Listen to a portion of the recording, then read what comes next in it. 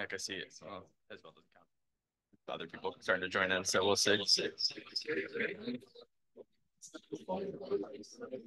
Is that on or your computer?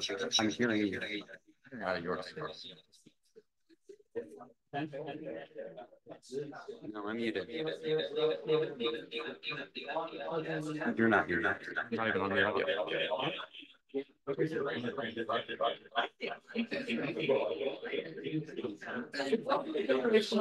That's so weird. It's a generational thing. Yeah, oh my gosh.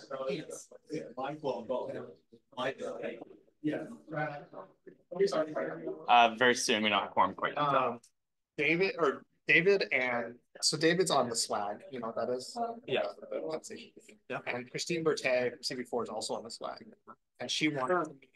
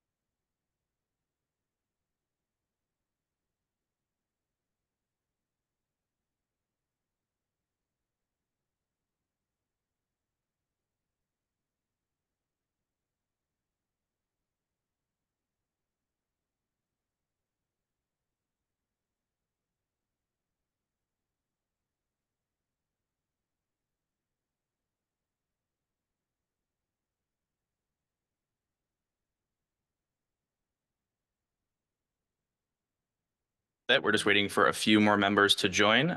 So thank you everyone online for your patience. We'll get started soon. Oh, Yoden. 22, it's 42. Great.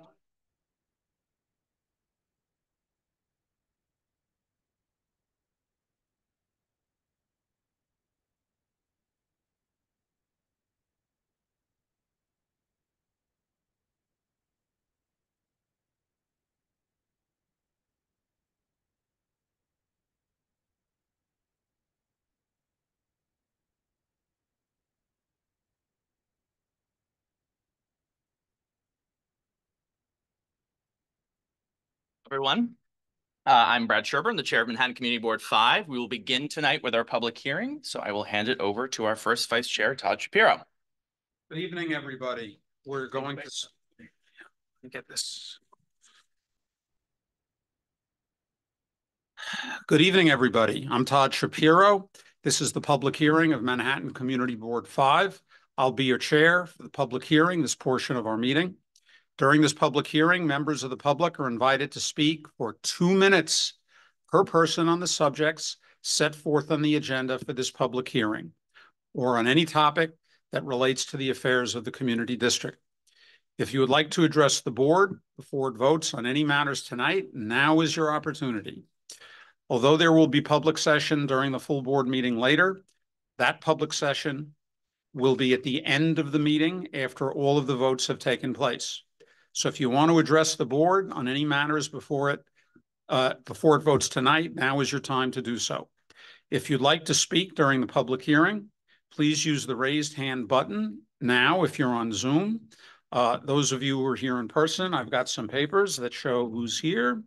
If you want to, when you are recognized, we will allow you to speak, but you must unmute yourself. In order for you to be heard, you will have to unmute yourself. Let's keep that in mind. Okay, we will begin the public hearing with our first person, and that would be Dave Aelis, a former CB5 member. Dave, take it away. You want to speak for what do you know?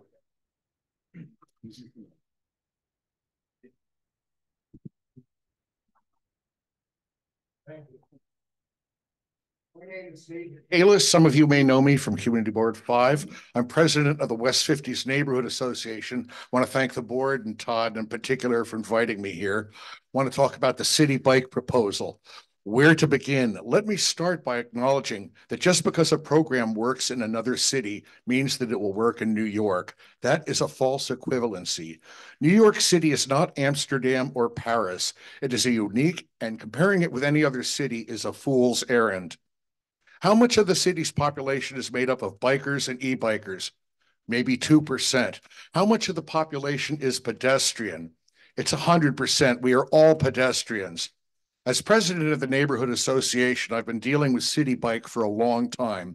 I have asked them time after time to display the laws of bike usage at their kiosks, but they are perfectly happy not doing that. Let me remind you, the most important laws concerning bikes are no riding on the sidewalks. Bikes must travel in the direction of traffic, and most importantly, pedestrians always have the right of way. We know that all city bike riders are the worst bicyclists in the city. They're on the sidewalks, riding against traffic, and for some reason, they must stare at a cell phone the whole time they are in the saddle. Because City Bike is happy to rent to anyone, there have been over 7 solo accidents on City Bikes this last year. A solo accident is when someone who has never driven a motorcycle before loses control of their bike, slamming into a stationary object, resulting in death. So City Bike has a lot to answer for. And to get to Trans Alternative, they are simply a pro-bike, well-funded pro-bike lobby. Isn't walking a form of transportation? TransAlt has done nothing for pedestrian safety in this city. Some of us might remember with the MTA Ward 5 application of Fifth Avenue bike lane, TransAlt voted against that law. They wrote a whole coalition to vote against it. So oddly enough, they want to get rid of every car in New York City, but City Bike is run by Lyft Car Share. Dave, Yep. you're reaching the end of your time. Okay, thank you very much. This is asking you to vote no for the City Bike proposal. Thank you. Okay, thank you, David. Moving on down the list, I believe in the room here, we've got Ken Lao. Ken, come on down.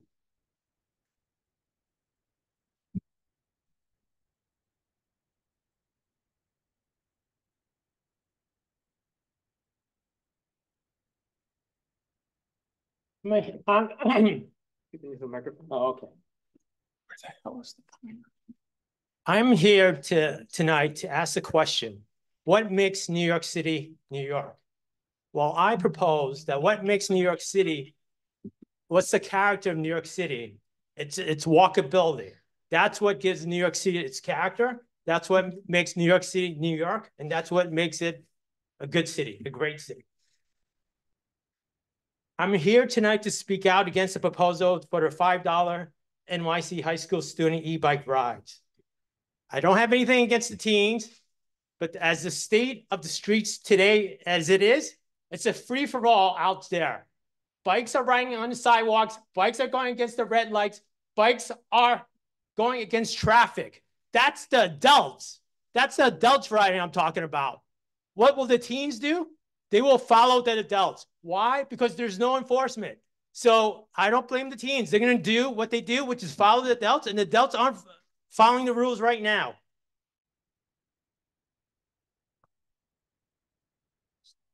It's the Wild Wild West out there in the streets. Every time I walk out there, there's always an e-bike on the sidewalk. So that brings us to Priscilla's Law. I asked everybody in here to support Priscilla's Law. Priscilla was a New Yorker who got killed by an e-biker. And what happened to the e-biker? Got a traffic ticket. That's it. So I am against this proposal for the $5 high school students e-bike.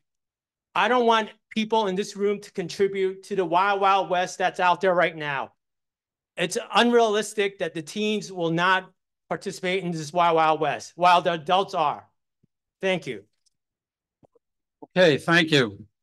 I see we've got Zool, but is that for Zool? Where are you? I'm here, but do that. But it's going to be at the end. Okay, so we're going to go now to some of the online people. Okay. So, okay, so is this it just for? Okay. Okay, just hang on. We've got some technical difficulties. We should be online shortly. Is there anybody else here that wants to speak in the public session for whom you may have been a late arrival? We're all good? Okay.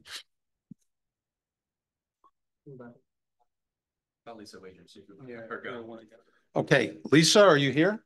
No, she's online. Oh, she's online. Lisa, if you're online, go ahead. Unmute yourself. Lisa, can you hear me? Unmute yourself and we're all ears. You've got 2 minutes. Hi, can you hear me? Can you hear me? Yes, we hear you. Go ahead, Lisa. I didn't have the option to unmute myself before. I just, wanted to say that. Okay, so here I am. Hello, I'm Lisa Wager, Director of Government Community Relations at the Fashion Institute of Technology, the SUNY College on West 27th Street in the district, and I'm here to share a few updates. African Fashion Diaspora opened at the museum at FIT in September, and it's getting terrific reviews. You may have seen the huge piece 2 weeks ago in the Times Style section. The show aims to draw out a mosaic of stories from the African diaspora, a term for the patchwork of global communities of people descended from Africans that's explored through the lens of negritude, Pan-Africanism, the Black Atlantic, Black consciousness, and Afrofuturism. The 60 looks included were created by designers from Africa, Europe, the United States, the Caribbean, and South America. One look is by Madame Willie Posey, a fashion designer who worked in Harlem and who taught her daughter how to sew. That daughter is Faith Ringgold. We'll be conducting a special 1-hour curator-led tour for our neighbors on Monday, November 18th at 5:30 when the museum is closed to the public.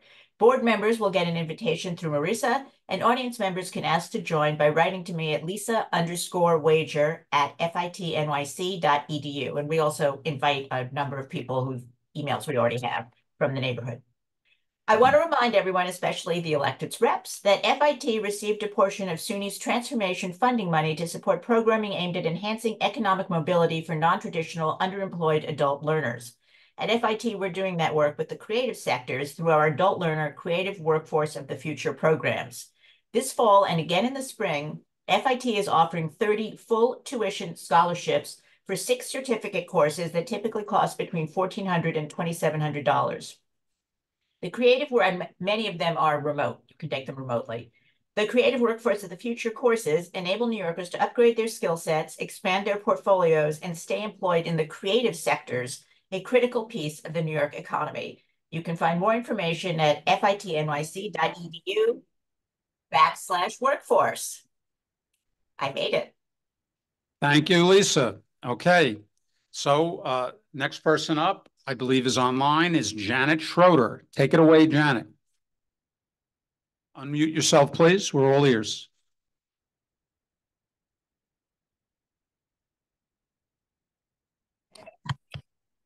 Can you hear me? Yes, I can. And we all hear you. Go ahead. Go right ahead. Hello. I'd like to speak about the City Bike $5 a month program for kids. It is unconscionable that TransAlt and City Bike are incentivizing more kids to ride e-bikes in New York City.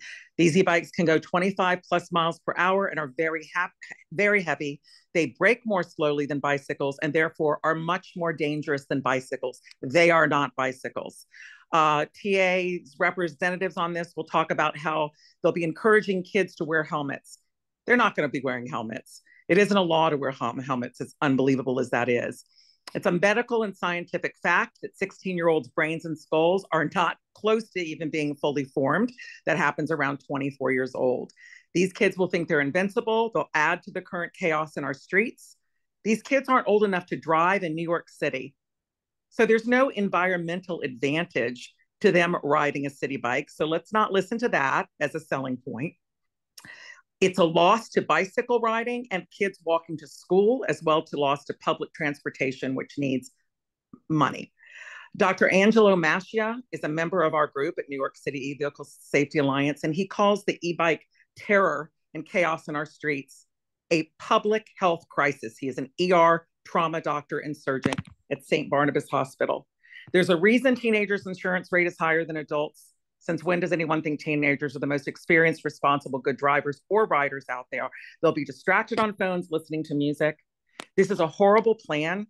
Adults on e-city bikes are the worst bike riders in the city.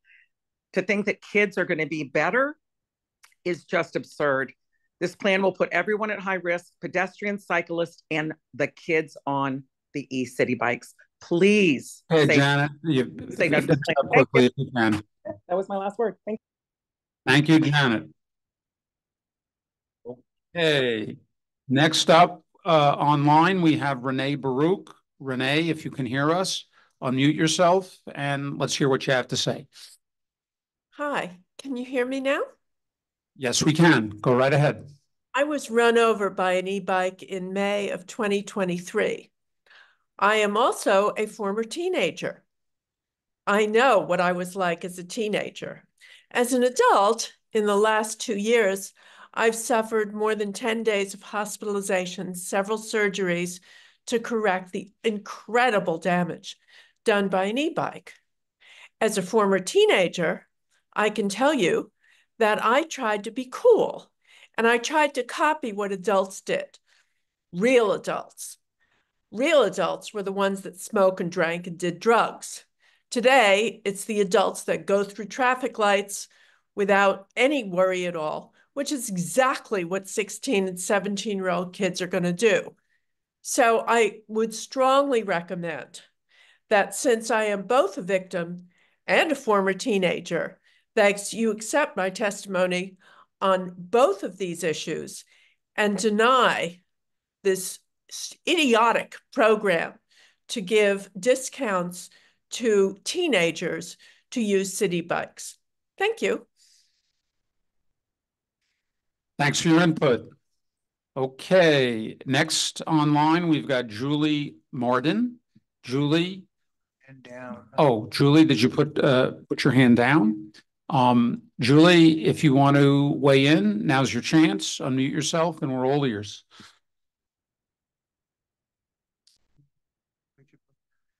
Okay, looks like Julie is not going to be joining us right now. Let's move on. We've got Steve Noring online. Steve, unmute yourself. Let's hear what you have to say. Perfect. Steve, go ahead.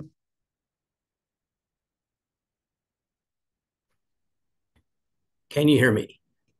Yes, we can. Go right ahead. Thank you very much. This is in reference to the city bike. While I have no objection to a $5 fee for people who can't afford to use city bike, I will say that I don't think that you should vote for this because we do not need to have more people riding city bikes without having any more enforcement. I think we should focus our attention on that. I'd like to ask the board if they have any input on how we're going to enforce the current laws and the current rules of using a bicycle. People riding on the wrong way, people riding on sidewalks. There's nothing that's being done to fix those problems. So adding to the problem by letting more people ride bikes, making it more affordable, would assume that you would have more people riding bikes. I think that we should vote no to this. So that's basically what I wanted to say. And I would like to hear from the board what you're going to do to enforce or get legislation for safety. Thank you. Thank you, Steve. Okay, next up is Debbie Miller. Debbie Heller, excuse me. Debbie, unmute yourself and come on down virtually.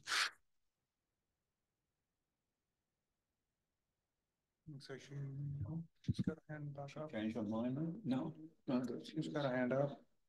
Yeah, there she is. Debbie, you with us? Yes, yes. So everybody speaking before me has said almost all the points that I would repeat here now.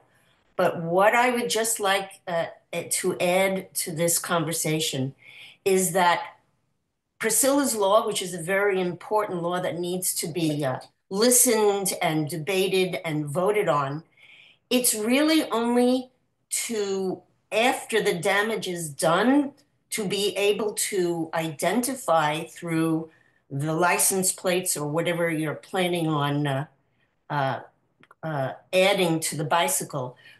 I beg you to please work something out so that the damage isn't done to begin with. The e-bicycles, e-vehicles, all of them are so dangerous. People are so frightened to cross the street looking both ways, and still in all, these accidents are happening and nearly happening. So please make some sense out of this. It shouldn't be a money grub. What do you need? You need an extra $5 from teenagers? It's ridiculous. Put something in law, not just to find a person who's had an accident with somebody, but to stop all this nonsense. It's ridiculous. That's all I have to add. Thank you, Debbie. Okay, next up we have Mary Ivano. Mary, unmute yourself. Let's hear what you have to say. Hi, can you hear me? Yes, we can. Go right ahead. Hello, everybody. Good evening. My name's Mary Ivano. I'm a New York City resident for 45 years now. Our home, this great city, has a big problem. In one word, it's called enforcement. And you're hearing that word a lot tonight because we don't have it, and we don't have it anywhere. That is precisely why this vote on handing city bikes over to teens is premature. Premature until there is enforcement. We need to rein it in and not roll it out. Your vote tonight, people, is a vote to keep us safe. That's the bottom line. And that's all I have to say. Thank you very much. Thank you, Mary. Okay, next up we have Wendy Peace. Wendy, if you can unmute yourself, we're all ears. Hi, everyone. Can you hear me? Yes, we can. Go right ahead. Thank you so much for having this meeting and this discussion. I really appreciate it. I'm also a victim of an e-bike accident. I was hit by a young person on a city bike flying down the bike lane the wrong way. I was just on a regular bike. It was bad, and I'm still recovering the psychological aspects of it. But I'm still able to move around and stuff like that. There are people who've been paralyzed by these e-bikes, by these city bikes. There's Priscilla who lost her life. Every day though, when I'm walking around and I see these vulnerable people, I see older people, I see people with disabilities, with mobility aids trying to cross the street, and these city bikes zooming up and down. And people have talked about enforcement, and I'm just so concerned. I'm concerned for 16-year-olds riding these bikes. I'm concerned for them hitting vulnerable people, and people who are completely not vulnerable are still being hit as well. And I'm concerned that City Bike is just doing a money grab, because I don't know with this $5 membership, do they get free e-bikes, or are they also charging them 24 cents a minute? Because 24 cents a minute is a lot of money. And I don't understand why City Bike has been allowed to have this proliferation of the e-bikes at the expense of the blue bikes. I have a City Bike membership as well, and I don't want to use an e-bike, I want to use a blue bike. And it's very hard to find them. And so I do think there are several issues at play here, with the biggest one today, though, being that we already have a thing in place for people that don't have the means to get City Bike. They have that $5 membership. So this will just be giving people who already have more than enough money. They don't need that. They might need some exercise, though. And I just think for the safety of our youth and the health of our youth, please, I'm just begging you. I'm begging you. I don't want anyone to end up like me. Thank you so much for listening, and I appreciate your consideration. Thank you, Peggy. Okay, next up, we have Janelle Robinson. Janelle, unmute yourself, and we're ready to hear what you have to say. Good evening, everyone. I'm here representing the Stavros Niarchos Foundation Library of the New York Public Library. We're located on 5th Avenues between 39th and 40th Street. I'm here just to remind everyone that we are open 7 days a week. for extensive hours, 8 to 9 from Monday through Thursday, 8 to 8 on Fridays, and 10 to 6 Saturday and Sundays. We offer a variety of programs, including film programs, crafting, conversation programs that allow people to practice Spanish, English, Haitian Creole, Cantonese, and Italian, to name a few. We have crafting programs, we have writing programs that focus on wellness, recreation. And if you are interested in signing up for our programs, we highly encourage it. They are completely free. You can go to nypl.org/events, or you can follow us on social media, Instagram, Facebook, or X at NYPL SNFL. Thank you and enjoy the evening. And I really look forward to seeing you all at the Stavros Niarchos Foundation Library. Good evening, everyone. Thank you, Janelle. Good to know. Okay, we have one more person. Oh, we have, sorry. Who do we have left online? Did Peggy Yanas? We agreed. Yeah. Did we do Wendy Peace? Oh, Peggy Yanas. Okay, we've got Peggy Yanas online. Peggy, unmute yourself and let's hear what you have to say. Hi, all. Thank you for the opportunity to speak up. I'm also talking about the e-bike issue, and I don't want to repeat what everybody has said. Fundamental question is, why do 16-year-olds need e-bikes? One of the arguments I've heard from the Vehicle Alternatives Group is that it's good exercise. Yes, we want them to exercise. How much exercise are they going to do with e-bikes? They'll just sit there and on their phone. And CB5, I'm really scared to go into your community. It is really terrifying every time I go there. I'm on the sidewalk and I've got bikes coming from 2 different directions on it. I'm fortunately mobile enough to be able to dodge them. I'm amazed they haven't had head-on collisions. It is, as everybody has said before me, it is truly a terrifying situation. Why expand the program? It'd be great if everybody could be on a bicycle. I've got my husband's an avid, regular cyclist. He got hit by an e-bike last month. I had to run him to emergency to get checked out for a variety of things. Knock on wood, he was fortunate. He just needed physical therapy for a few weeks after that, not what's happened to other people or Priscilla Loke. So I strongly urge you, please say no to this proposal to expand it to 16-year-olds and get behind Priscilla's law and get City Council to finally hold a hearing on it. Thank you very much. Thank you, Peggy. Okay, I'm just doing a last check. I don't see anybody else online. We're going to come back to the room here. We've got Charles Nye in the room. Charles, let's hear what you have to say.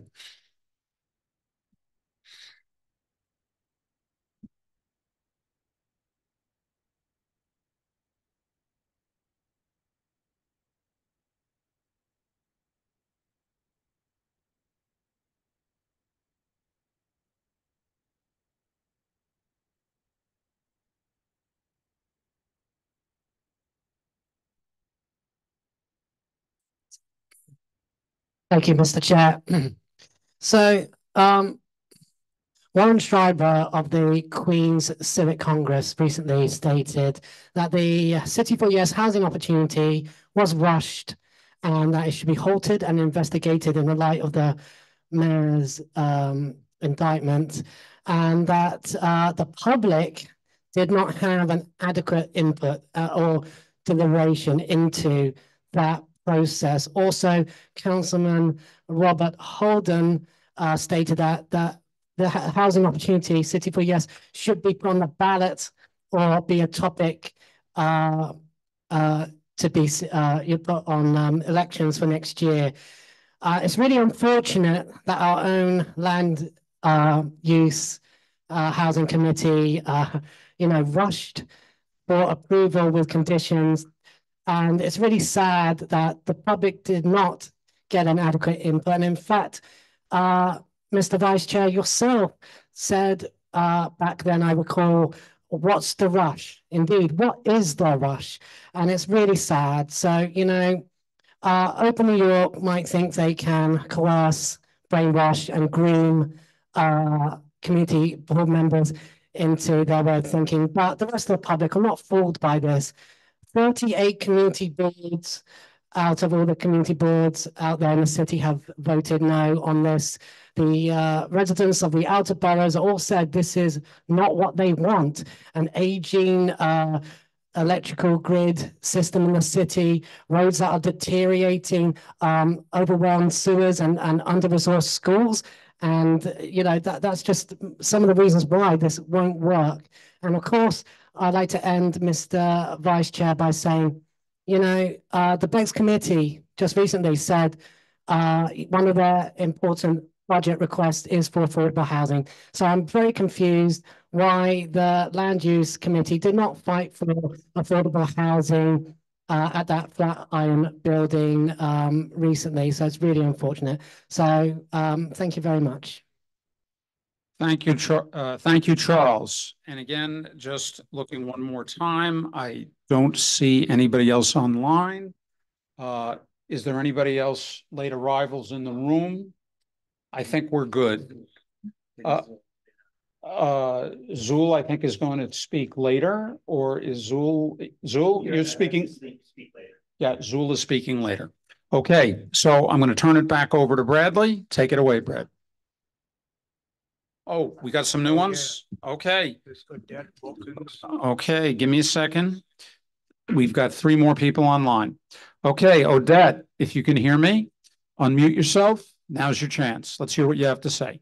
Yes. Is this the right time to talk about the 5G towers, or is that going to be when you're dealing within the agenda at 6A, number 6A? No, I believe if you want to talk about it, now is the right time, unless you prefer to wait until after the meeting. All right, very good. Thank you. All right, I'm Odet Wilkins, and I am President and General Counsel of Wired Broadband, which is a nonprofit in Forest Hills, New York, and I'm also a technology transactional attorney. And I also head up the New York City Alliance for Safe Technology, and we're advocating for the safe deployment of 5G towers because there's a safe way of deploying wireless facilities and an unsafe way of doing it. And what the city is doing is deploying it in a very unsafe way. So far, there are 17 community boards to date that have either disapproved or called for moratoria on these towers. And that's over 25% of New York City. Manhattan Community Board 1 just voted for a moratorium just very recently. Now, there are several fallacies about the 5G towers, which I'd like to correct. One is we've heard that it's supposed to serve future capacity needs. Well, where's the data? When community boards have asked, where is the information on a gap in service or a future gap in service? We've been told that the telecoms consider that proprietary information. Well, I'm sorry. If they're using public assets, there is no proprietary information. That should be transparent. So there's no evidence. And in Manhattan Community Board 5, if you look under antennasearch.com, within a 3-mile radius, you already have 940 towers and 11,177 antennas. You are saturated with wireless connectivity. Why do you need the 5G towers? Those are simply economic enterprises. And also 5G has been cited by the U.S. Government Accountability Office as likely to exacerbate the digital divide. So that also does not pan out. But I see that my time is up. Hello, Dad. Please finish up. Oh, okay. And also the National Digital Inclusion Alliance said, who can afford a 5G phone? So in terms of bridging the digital divide, 5G will not bridge the digital divide. Okay, thank you, Odet. Okay, moving on. I see we've got Joanne Brief. Joanne, unmute yourself. We're all ears.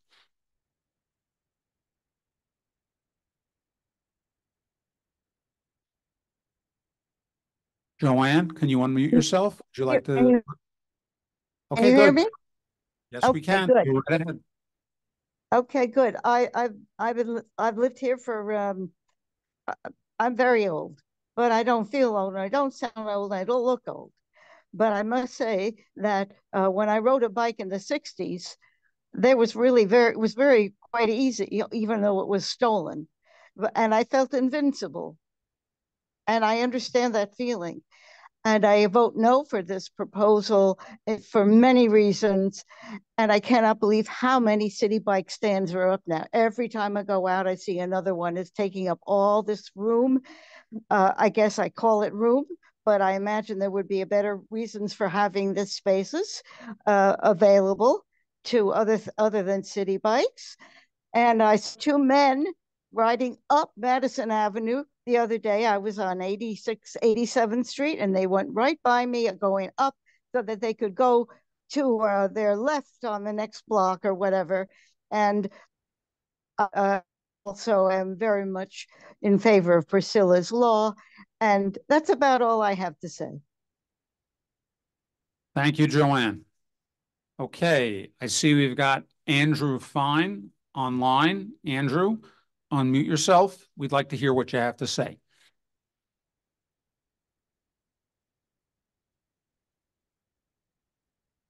Go ahead, Andrew. Thank you so much. I say I'm unmuted. I'd just like to testify to this idea of children being able to ride motorized e-bikes for $5 a month or whatever the proposal is. And I testify as a male who at one point was both 13, 14, 15, and 16. And we're seeing these children every day after school jumping on electric motorized city bikes. And I'll confess, when I was 13, 14, 15 years old, I was extremely irresponsible. I felt that I was completely invincible. And, I was an ass. I can admit it. And unfortunately, most 13, 14, and 15-year-old males that live in New York City are susceptible to not being completely mature. And unfortunately, so many of these kids are jumping on city bikes on their parents' accounts. And I think the last thing that we need, the least responsible riders of e-city bikes are children, male children. The $5 indoctrination to riding city bikes is so asinine to me. It just makes no sense. And I would ask this community board to please reject the worst riders of city bikes. I mean, city bikes have a purpose, but the purpose is not to transport teen boys that have, an invincibility in their character, which is, time's up. Thank you so much for your time. You get the idea. Thank you, Andrew. Okay, just double checking one more time. Is there anybody out online that would like to speak? We've got Steve Noring. I see he's got his hand up. Steve's already spoken. Okay, Julie Martin has already spoken. No, she hasn't. No, Julie has not spoken. Okay, Julie, come on down. Unmute yourself. Let's hear what you have to say. Okay, thank you. Can you hear me? I'm sorry, I had some technical difficulties before. Understood. Go right ahead. I just wanted to be sure to say a few words of thanks to the Parks Committee and the Executive Committee for all their work on the Link 5G issue. So I listened to some of their conversations, and they have been very thorough and very thoughtful. And I wanted to make sure to support their resolution of disapproval. I agree that these 32-foot poles bring up many questions that are still unanswered. If I understand right, there will be 60 of them coming to your district. I think that's crazy. And a crazy amount, and not enough people know about it. And there's not enough of a system of notification for people to know about it. I was also very happy there was talk of advocating for a municipal broadband system. It sounds crazy, but I wanted to direct the committee's attention to a couple of cities that have done that. Fort Collins, Colorado, and Chattanooga, Tennessee. Smaller cities, of course, but they are being hailed as having some of the cheapest and fastest community-owned internet. And it's a great boon to the community. Some people point out that New York already has a state public utility, and that's Verizon New York. Please look at the work of a group of former telecom insiders turned whistleblowers called the Irregulators. They point out that starting in 2004, Verizon New York, the wired infrastructure side of Verizon's business, used public utility status to build out the fiber optic system and to charge all their regular phone customers extra fees in the process. So after years of deregulation and the public supporting the construction costs, the fiber only got partially built out to the more profitable neighborhoods and to satisfy Verizon's corporate cell phone division's backhaul. And the city now appears to consider this fiber a private asset. So this is a confusing state of affairs. I just bring it to your attention because it may be you're a room full of smart people and maybe it will help to figure out this mess. I believe there's a lot of history that still needs to be dealt with before we go ahead with densifying our wireless infrastructure to the extent that the Office of Technology is now calling on us to do. So thank you so much. And I just wanted to voice my support of the resolution. Thank you. Thank you so much, Julie. Just one more quick glance. If doesn't seem to be anybody online, any late arrivals in the room? I don't think so. So with that, I'm going to turn the meeting back over to our chair, Bradley. Thank you, Todd. All right, can everyone hear me? Okay, great. I will now call to order the full board meeting of Manhattan Community Board 5. I'm Brad Sherburne, the chair. We'll start our full board meeting by hearing from elected officials that are in attendance and wish to address the board. The elected officials will be followed by any representative of any other electeds who may report to the board for 2 minutes each. The board then enters into its business session, which consists of a roll call vote to accept the September minutes, the chair's report, committee reports and resolutions with a question and comment period and voting, and then we will follow with new business. Lastly, we will conduct a public session for those who would like to address the board on any item that was not covered during the meeting and they did not speak to the board about during the public hearing, followed by adjournment. So I will start this evening by calling on elected officials. So Assemblymember Boris, please welcome.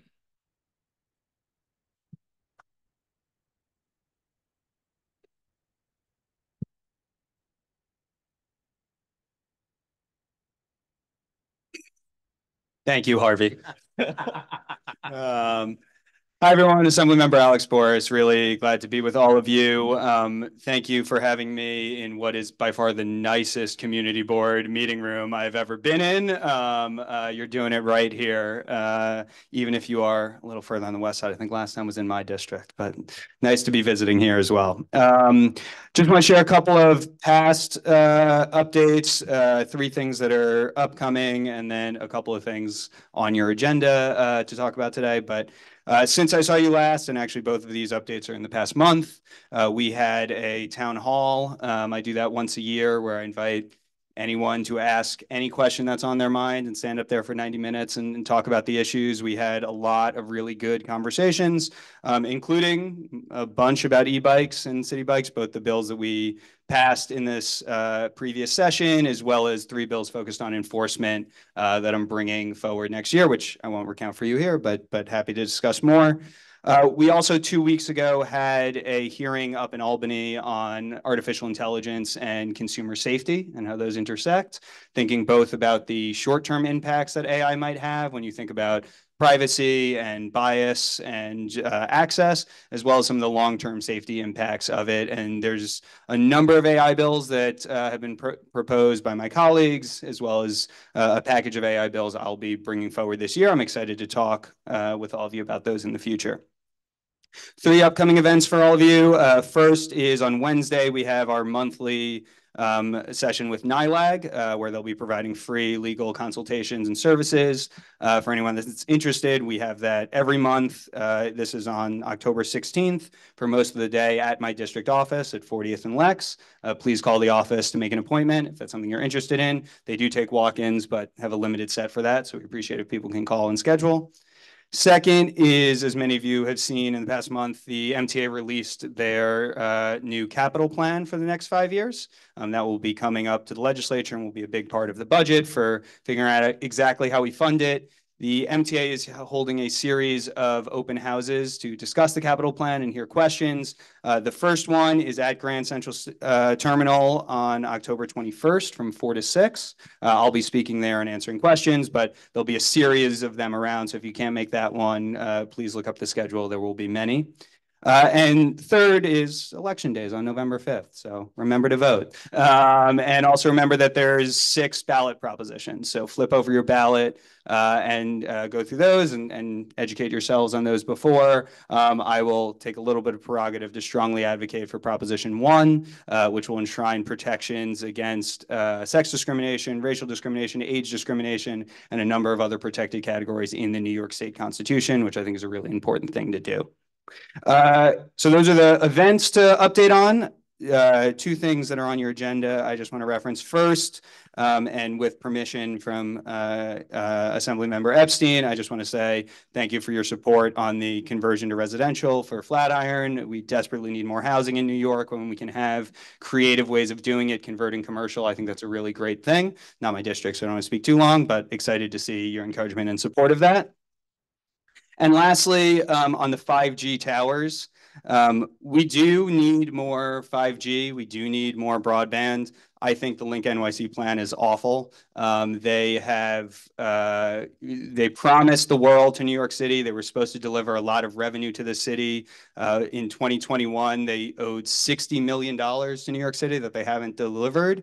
And so they turned around and said, well, we'll be able to deliver it if you let us sell 5G infrastructure. The council turned around and gave them the power to do that. Since then, they are forcing these really ugly towers everywhere. As of a few months ago, so this is not updated as of this moment, but as of a few months ago, despite installing many of those towers already, they'd only actually put the 5G infrastructure in 2 of the towers. So they are not providing any of the benefits. I expect them to fail to deliver the revenue the same way they failed to in 2021. These towers, they try to say, hey, this is benefiting everyone. It's not. Any 5G tower, the ultra wideband they're installing, only actually has a reach of about 2 city blocks. So if there are communities that want it, that are underserved, that's great, and they should have it. And if there are communities that don't, you're literally just affecting 2 blocks around that pole. That is what's affected by that 5G. So don't let people tell you that what they install here is affecting other places that might not have it.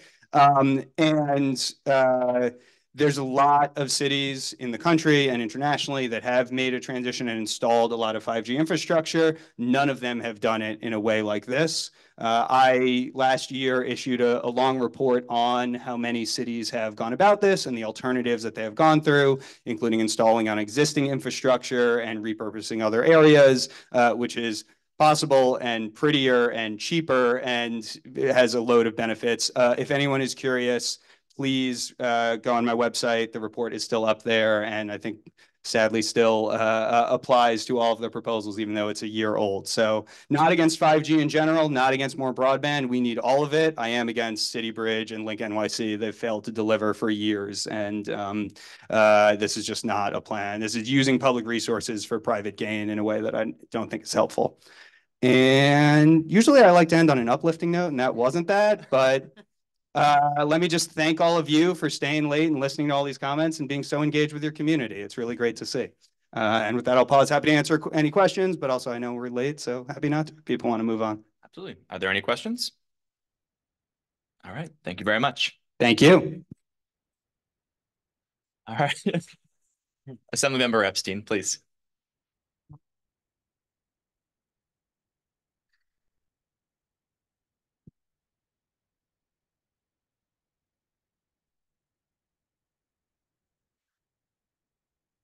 Well, let's thank Assemblymember Boris for all his work. Thank you, Alex, for your leadership on a lot of really critical issues in Albany.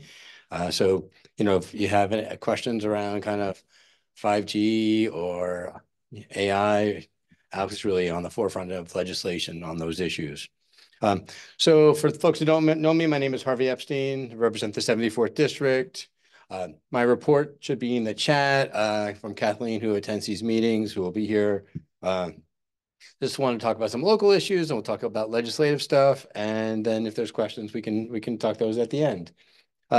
Just so folks know, a couple of weeks ago, DOT Commissioner Yanas Rodriguez and I did a ribbon cutting on Broadway. We're trying to make that much more of a public plaza, redesign that space.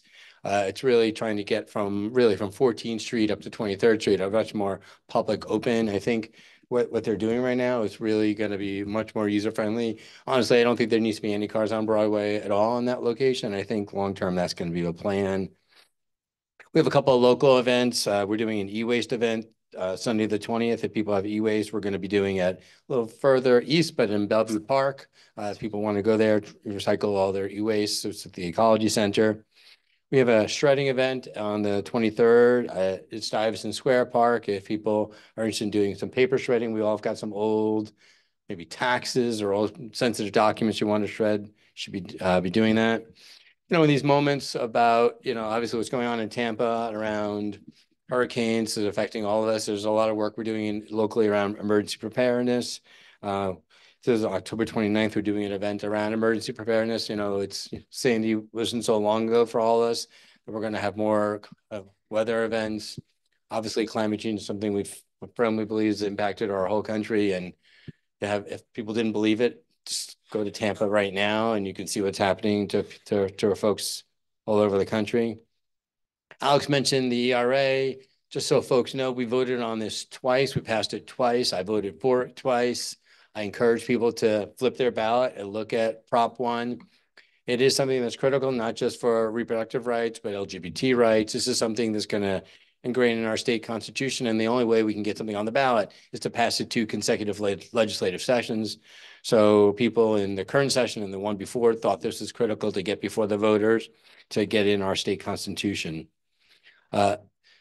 So, this week was the 1-year anniversary of October 7th. And for lots of folks, it's the largest murder of Jews in the world since the Holocaust. Really horrific event that it really changed, not just what's happening in the Middle East, but this country around the world.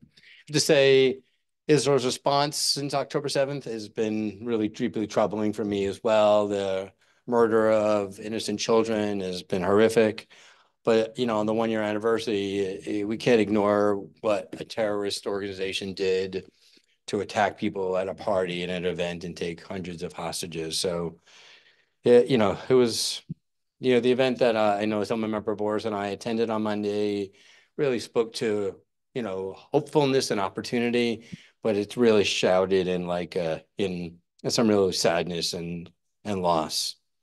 A couple bills that got signed in the last week. The governor, a couple bills of mine. We're going to co-name 23rd and Lex after Baruch College. People don't know much about Baruch College. It is the #1 college in the United States that takes people from lower income threshold to a higher income threshold, better than any Ivy League, better than any college across the country. You can look at it up in USA News and World Report, USA Today. They have an amazing opportunity to move people economically, and we're going to now have a subway named after them. It's really an exciting moment for our folks at Baruch. We've had our final summer series. We did a lot of movie nights in the park, and those we had 500 people attend some of those movies. It was really great.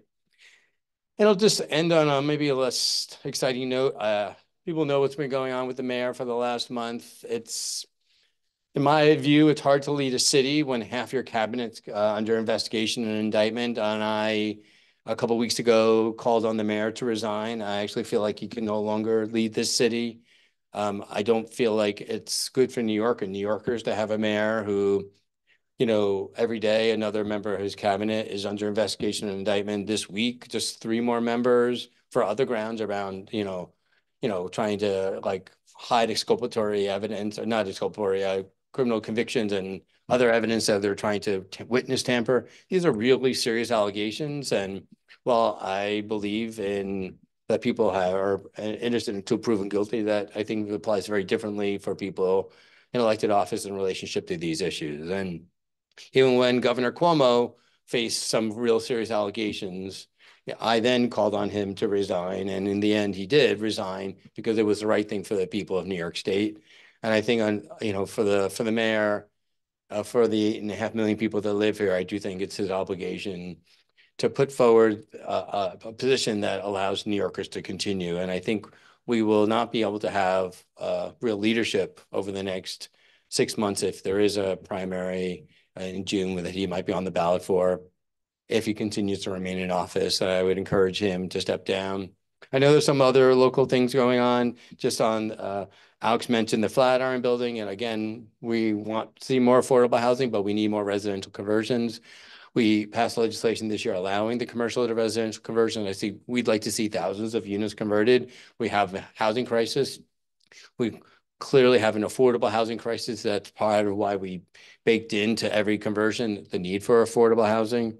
So I encourage people to, as projects continue to move forward, to think about how we can ensure permanent affordable housing at different income levels for people who really need it. That's a critical piece of the future of New York, and a future in New York that I really believe in. And then I'm happy to take a question or two if people have it. Otherwise, I know you're late and we want to move forward with your meeting. Are there any questions? Zool? Sorry, Zool, hold on for a second. You need a mic. Okay, this one down there.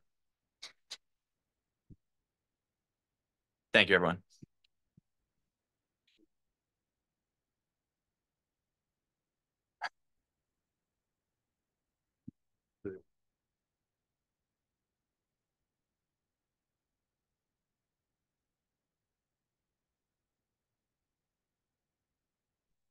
So this could be for both of you. I was at City Hall today for a press conference for Chelsea Elliott Fulton houses. So if you could speak to that, this is so important. I mean, there are so many people being forced out. You know, we call it gentrification at this point. It's absolutely racism. It is absolutely moving low-income and working people, poor people, seniors, you know, out of their homes. It's a terrible situation.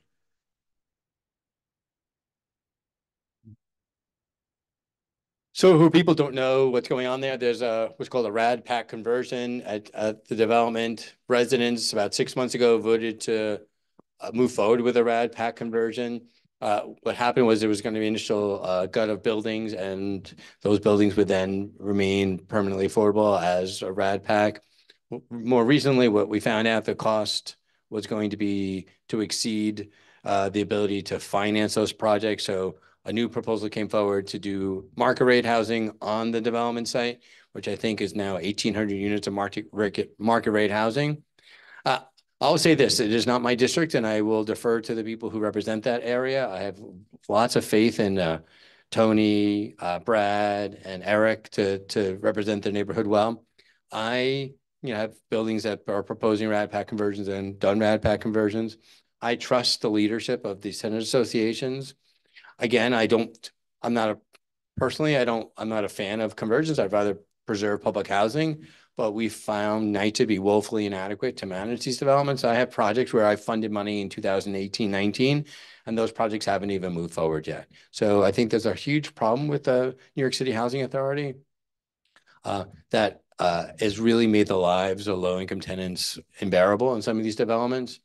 But at the end of the day, when they're voting on something that they want, I will respect those votes. And so I think that's what's going on there. Well, I would not advocate for market rate housing on any public housing land, and I've fought numerous administrations against it. I will not undermine the legitimate vote of a resident association when they vote. Thank you, Assembly Member. Charles.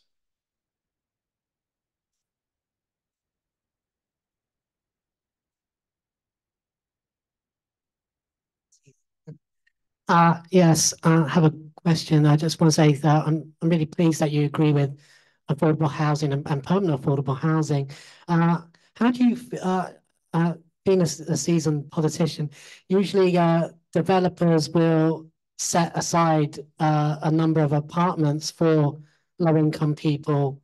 Are you surprised that the developer with the Flatiron building chose not to set any units for low-income people, so that building has no affordable apartments? And usually in the past, I remember this board when I was a public speaker, before I became a member of this board, I remember usually the housing committee would deny unless to ensure affordable apartments. So does it surprise you that the community board didn't do much to try to deny this applicant to make sure they do include affordable housing? Thank you.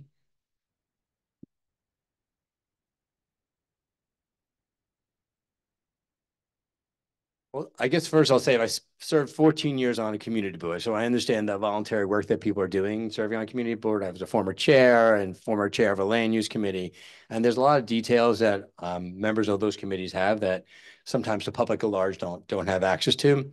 Saying that, I always want to have affordable housing whenever possible, and in any economic project, any development project, if there is housing being built, and even if there isn't, I will fight for affordable housing. There's a project happening on the east side of my district, Spark, and there's going to be a tech hub there. I keep saying to the city, I just need affordable housing there. Now, they keep saying no, but it's something that I'm never going to give up on because I think we need more and more housing. We need more affordable housing. Saying that, the board's got to take a lot of information in and really work with developers and make a decision what they can get. And I think everybody who serves on the community board that I've ever met knows that we have an affordable housing crisis in the city and a housing crisis in the city. So I think our message is clear that we need affordable housing whenever possible, especially on city-owned land. But in private developers, we should, whenever possible, push for as much affordable housing as possible. I think in the legislation we passed again in Albany, we set aside of 25 or 30% for those conversions if they're, if they're in a commercial to a residential zone. I think whenever possible, I think this board will stand up for those positions and will fight for it. But again, I wasn't at that committee meeting and I don't have the details, but we have to trust that people are fighting for the same things, and I know that's what the board is fighting for. Thank you very much. All right. I think we're going to keep moving. Thank you. Okay, now will representatives of electeds please raise your hands. So we're going to start with Justin Flagg from Senator Krueger's office. Hello, Justin Flagg from Senator Krueger's office, filling in for Alex tonight. I'll just keep it real short since we're a little behind. Just a few events that we have coming up. On November 12th, we're holding a virtual town hall on Medicare, parts A, B, C, and D. That's an informational town hall about changes coming to the Medicare program. November 14th, we have a virtual town hall on how to protect yourself from scams. You can find information and RSVP details for both of those events at lizkrueger.com. Also, our virtual senior resource fair, which had been scheduled for October, will now take place in December. More information on that will be shared closer to the date, including RSVP details. And next week, we're co-sponsoring a free flu shot clinic at Lenox Hill Hospital on Tuesday from 12 to 3 and Thursday from 4 to 7. You can call our office for more details on that. And that's all for me. Happy to take any questions if you have them. Thank you very much, Justin. Next is Lori H. from Councilmember Bottcher's office. Hi, good evening, Brad and CB5. Yes, from Councilmember Eric Bottcher's office, Lori Hardwirogo. Just two events. On October 16th from 10 to 2, we're partnering with Alzheimer's Foundation of America to offer free memory screenings for the community. You can join us for a simple, healthy brain checkup that tests memory and other thinking skills, followed by a workshop to learn about steps you can take to improve your brain health and reduce your risk of developing Alzheimer's disease or other dementia-related illnesses. There's no minimum age or insurance requirements needed for the appointment. Alzheimer's Foundation is 322 8th Avenue, 7th floor. And just one other, last year, Councilmember Bottcher co-sponsored New York City Council legislation that require the Department of Sanitation to implement a mandatory citywide composting program for all buildings.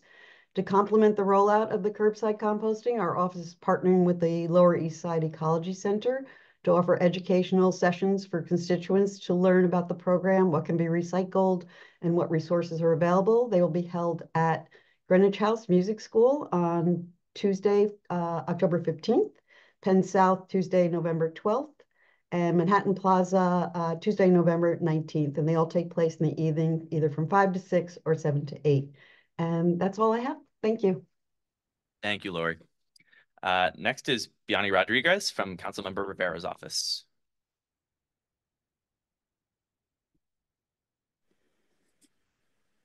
Hello, I am Biani Rodriguez from Councilmember Rivera's office, and I'll try to keep it brief. Participatory budgeting is back, and our office is encouraging everybody to submit capital project ideas. Eligible projects are physical infrastructure projects that benefit the public, and that cost at least $50,000 and have a lifespan of at least 5 years. I'll put the link in the chat so that if anybody has any ideas that they want to submit, they can do so via the link. Also, on October 29th at 1 p.m., the Committee on Hospitals will be having an oversight hearing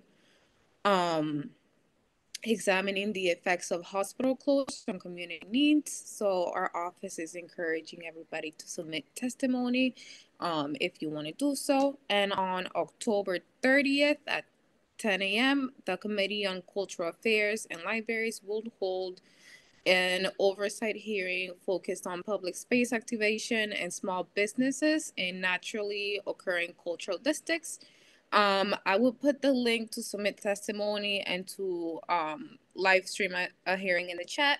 So if anybody has any questions or concerns, feel free to reach out to us. Our phone number is 212-677-1077.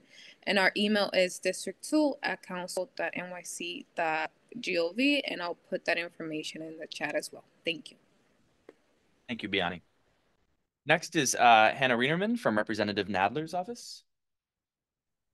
Hi, everyone. I'm Hannah from Congressman Nadler's office. I just have a few short constituent services updates for everybody. So the State Department announced the online passport renewal system for eligible U.S. citizens. It's now live, and it's available 24/7. You can go to travel.state.gov/renew online. Routine processing times have been reduced to 4 to 6 weeks, and expedited times, are 2 to 3 weeks. So if you have any questions, feel free to contact our office. Medicare enrollment will take place starting October 15th and last through December 7th. That information about that can be found at medicare.gov.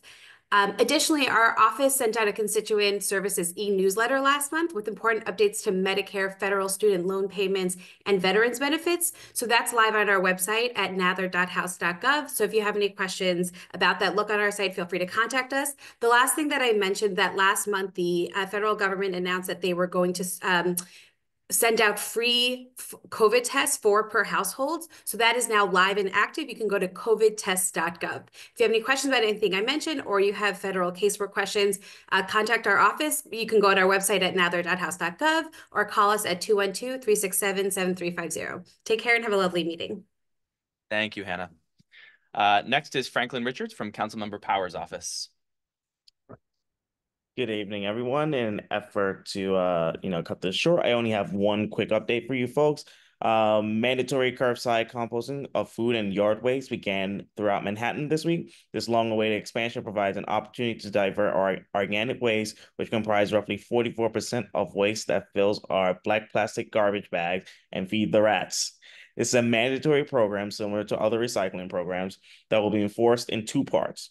It is important to get residents into the habit, and fines will start midway through 2025 after a 6-month warning period, so in April of 2025. Talk to your building manager as soon as possible about how this new program will be communicated to residents and determine the best location for which your bins and related signage should be. You can reach out to our office for more information. At the moment, DSNY has some bins for order, but that is while supplies last. So feel free to reach out to our office at 212-818-0580. And I'll turn it back over to you, Chair. Thank you very much, Franklin. Next is Robin Force from the Mayor's office. Hi, everybody. I will be brief also. Franklin spoke about the curbside composting. So I will save time by not talking about that, except to say that while he talked about the compost material in the black garbage bags attracting rats, it also has gotten sent to landfills. And that creates emissions and so forth. And under the new program, the compost will be turned into renewable energy. So it's a great addition to our climate efforts. The other thing I wanted to mention to you is that as a result of passage of a piece of legislation, the mayor, the speaker, et al. Are announced new powers, enforcement powers, to prevent the sale of dangerous and uncertified batteries and battery-powered micromobility devices. There are a lot of stores that carry these dangerous batteries and the bikes. And under the legislation, which was originally sponsored by Gail Brewer, there will be an opportunity to padlock the stores and impose large fines. The enforcement will be handled by FDNY and also I'm sorry, DC Community Fair. I think of the old name. I'm sorry. DCWP will be doing the enforcement, and hopefully that will help improve the number of very dangerous bikes that have unfortunately hurt and killed too many people. I guess with that, I will stop because my time is up. Thank you so much. Thank you, Robin. Next is Kat Deus Veloso from Senator Gonzalez's office. Senator Gonzalez's office.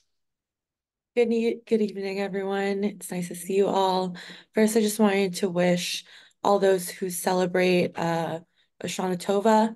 And then going into the senator's updates, regarding the Midtown Tunnel incident that happened about a month and a half ago, we are starting communication with the MTA and the New York City Economic Development Corporation to figure out exactly what went wrong, what we can prevent it, and how we can make sure no labor issues come up again in regards to testing where the leak was flowing from. Furthermore, as of October 1st, the rent increases on rent stabilized apartments have gone into effect. So please feel free to reach out to our office if any support or resources are needed. And as Assemblymember Epstein mentioned, we are holding a couple of events in Manhattan this month, including the e-waste disposal event happening at Bellevue South Park on the 20th, and a paper shredding event happening in Stuyvesant Square Park on the 23rd. And lastly, for this year, regarding any budget requests for the upcoming fiscal year of 2025 to 2026, our office is collecting budget requests in preparation for the upcoming legislative session, and you could submit those by calling into our district office at 718-765-6674 or emailing our senior advisor, Joanne Mendez, at mendez@newyorksenate.gov. Thanks, everyone. Have a good night. Thank you, Kat. All right, and then finally, Ben Lowenstein with Assemblymember Simone's office. Hi, everybody. So I'll be short. Assemblymember Simone will be reintroducing A5661, which reforms the process on how city charter propositions get on the ballot. Under current law, if the mayor forms a city charter commission, that commission's proposals automatically bump any other local referendum proposals off the ballot, including any proposed by the city council. This allows the mayor to propose even minor changes to the city charter as a method of blocking significant city council proposals. The most recent charter commission was criticized for a rushed process and a lack of transparency. So this legislation will remove that bumping power of mayoral charter commissions and will allow all charter propositions to go to the voters to decide. Our office is partnering with Rauschenbusch Metro Ministries for a winter clothing drive. Donations can be dropped off at our office, 214 West 29th Street, between 10 a.m. and 5 p.m. Monday through Friday. And I encourage everybody who has something to donate to please come by. We are also hosting a shred truck on October 15th from 9 a.m. to 12 p.m. and that will be on the south side of 43rd Street between 9th and 10th Avenue. Thanks so much. Thank you very much, Ben. All right, I think that is all of our elected representatives. Okay, so we will now move into the business session of the board, where, as I mentioned before, only board members are permitted to speak. Board members attending virtually, please remember to have your videos on during the meeting. So we're now entering the business session, starting with a vote to accept the September minutes. And just as a reminder to all our board members that this is an official vote, so please respond with a yes or a no, like all of our normal motions. All right, so can I have a motion to accept the minutes? And a second? Thank you.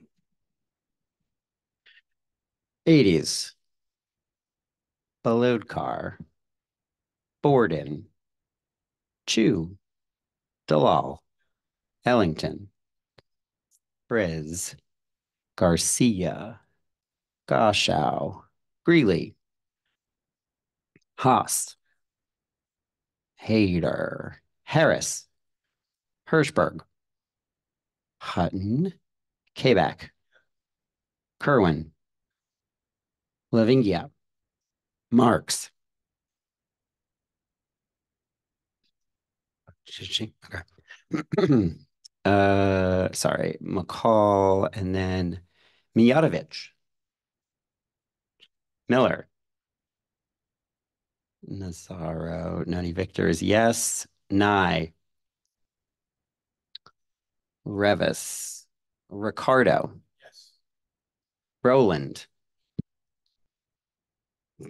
David Shapiro. Todd Shapiro. Yes. Sigmund. Southworth. Sung. Takahashi Rial. Thondon. Vikram. Witsky. Shu.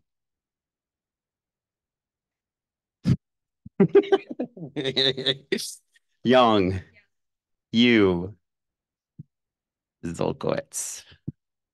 Okay, the minutes are approved, 28 in favor and 1 abstained. And we have a quorum. Thank you, Your Honor. Okay, we will now move into the chair's report. So hello, everyone. Welcome to the October cycle full board meeting. I want to start by thanking all of you who were able to attend our team building event after our last board meeting with Robin Hatcher, and to thank the task force for all their work that they put into putting the event on. I think it was very successful, and I hope it marks the beginning of a new start for our board. So I also want to acknowledge the hard work of our bylaws task force. They have taken a thorough and comprehensive review of our current bylaws. They've reviewed the bylaws of our fellow boards, and they've quite extensively surveyed all of you to hear your thoughts and opinions on our bylaws. And then they've taken all of that information and discussed it at length for any changes to our bylaws. Right before this meeting, you should have received an email from Tristan circulating sort of the first round of those potential changes to our bylaws in advance of this meeting. Per the procedures in our bylaws, we will not be voting on these changes until our December meeting. Tristan will present those changes as well as an anticipated second round of changes at our November meeting, so stay tuned for that. In the meantime, I encourage you all to read Tristan's email, and if you have any questions, reach out to Tristan or myself after this meeting. Next, I want to stress again the importance of attendance at committee meetings and at full board. We have unfortunately had consistent issues with achieving quorum at our committee meetings, which is not acceptable. It does not show the respect to the applicants coming before our board, our fellow board members who rely on each of us to carefully and collectively vet the issues in our resolutions, and to the community which we serve. All members are expected to attend, with the limited exceptions provided for, both their committees and the full board in their entirety every month. The board office and the vice chairs have been keeping tabs of this attendance and will begin reaching out to members if there are any issues violating our policy. So please attend your committees and full board. And then finally, on a happier note, I want to welcome 2 new members to CB5, Milan Mijatovic and Thomas Ricardo. So please welcome. I'm sure all my fellow board members join me in congratulating both of you on your appointments, and we look forward to seeing you get involved in the important work of CB5. Thank you.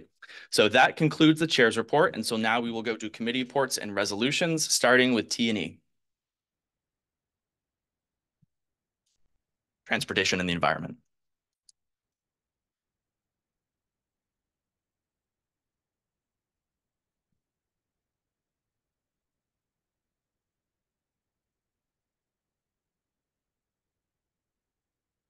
think that one on the table works, David, or okay.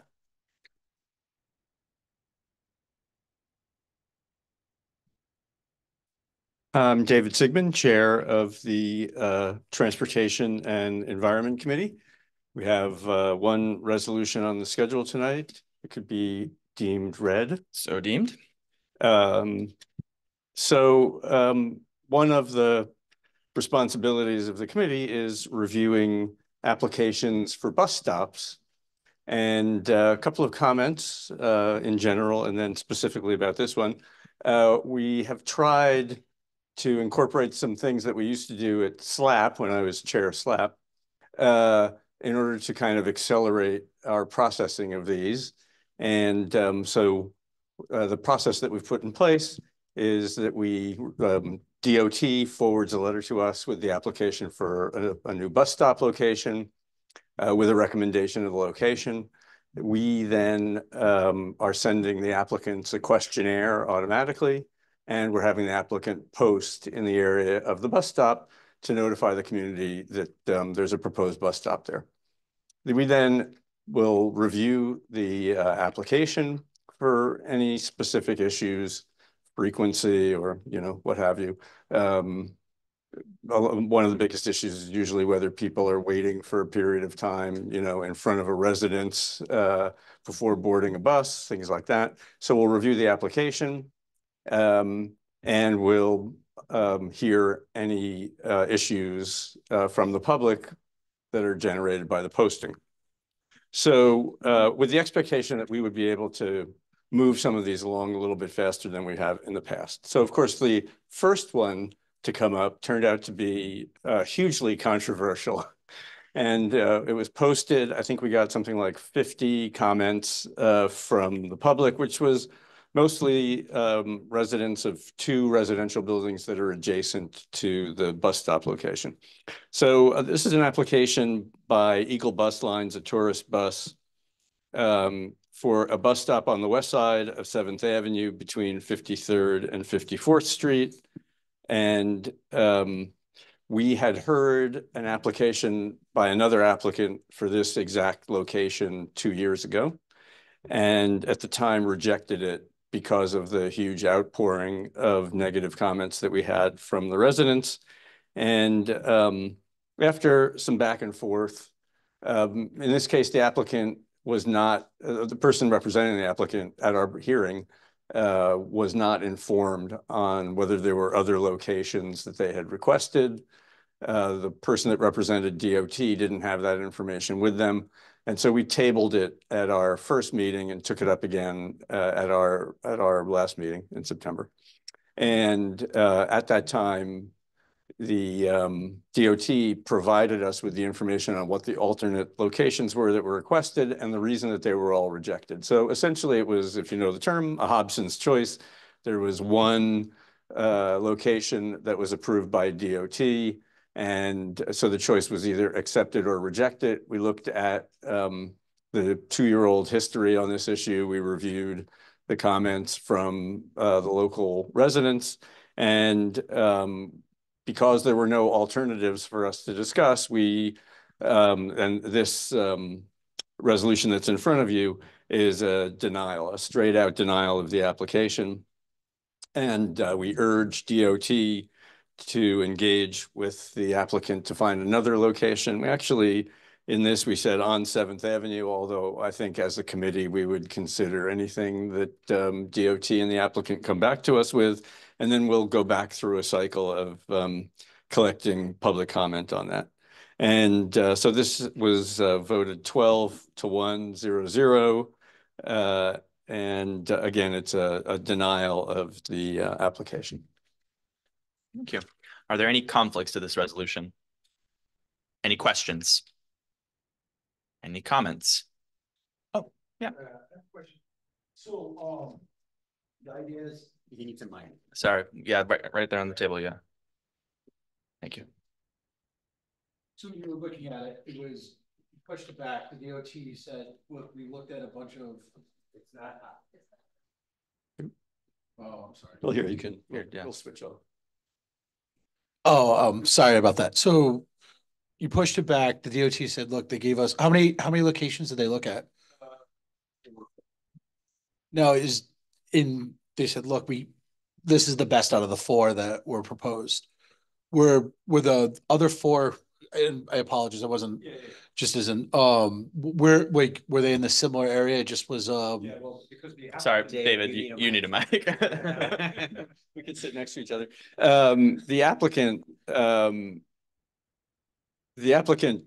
decides where they want to apply for it. We don't. So they applied for 4 locations.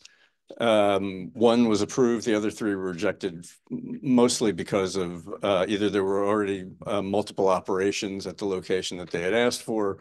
You know, part of the concern that came up, which you can read in the resolution, was there's a lot, even though there are not a ton of other bus stops, there's only 1 other tourist bus that stops on this block. There's a lot of bus traffic in the area. There's bus traffic, parked buses and bus traffic for a school in the area. There's a permanent outdoor dining space on the sidewalk that narrows the sidewalk. So when we added that up, we rejected this location and had no choice of other locations because they'd all been rejected by DOT. Now, is this an expansion of their business, or is this just them trying to move to a better spot? I think it's a new route. It's their tourist bus rides that last up to 6 hours and cover big parts of Manhattan and Queens and the Bronx. So, and how many, was it just 2 people from the bus? Like, how many new jobs would that be? I don't know. 6, 12? Yeah, I think they have I think they have other operations in the area, but this would be a new route. Okay. Any other questions? Any comments? Okay, let's take this to a vote. Borden. Chu. Dalal. Ellington. Yes. Greeley. Haas. Harris. Hirschberg. Kabak. Kerwin. Lavigia. Mijatovic. Miller. Yeah. I vote yes. Nye. Ricardo. Roland. Todd Shapiro. Yes. Sigmund. Southworth. Takahashi Rial. Thondon. Yes. Vikram. Yes. Witzke. Shu. Young. Yeah. Zulkowitz. He stepped out. Okay.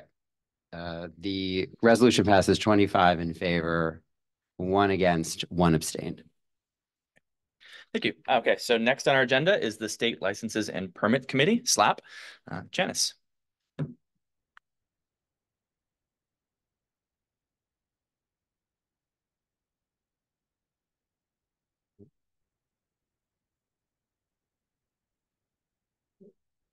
Great. Thank you. Okay, so SLAP has 1 reso this month and a couple updates regarding dining out and cannabis. May I have the reso deemed read? So deemed. Great. So we had a new on-premises liquor license application from Majesty's Pleasure NY1 Inc., doing business as Majesty's Pleasure, located at 45 East 20th Street between Park Avenue South and Broadway. This is an application for a beauty salon wishing to offer beverages and light fare to its customers.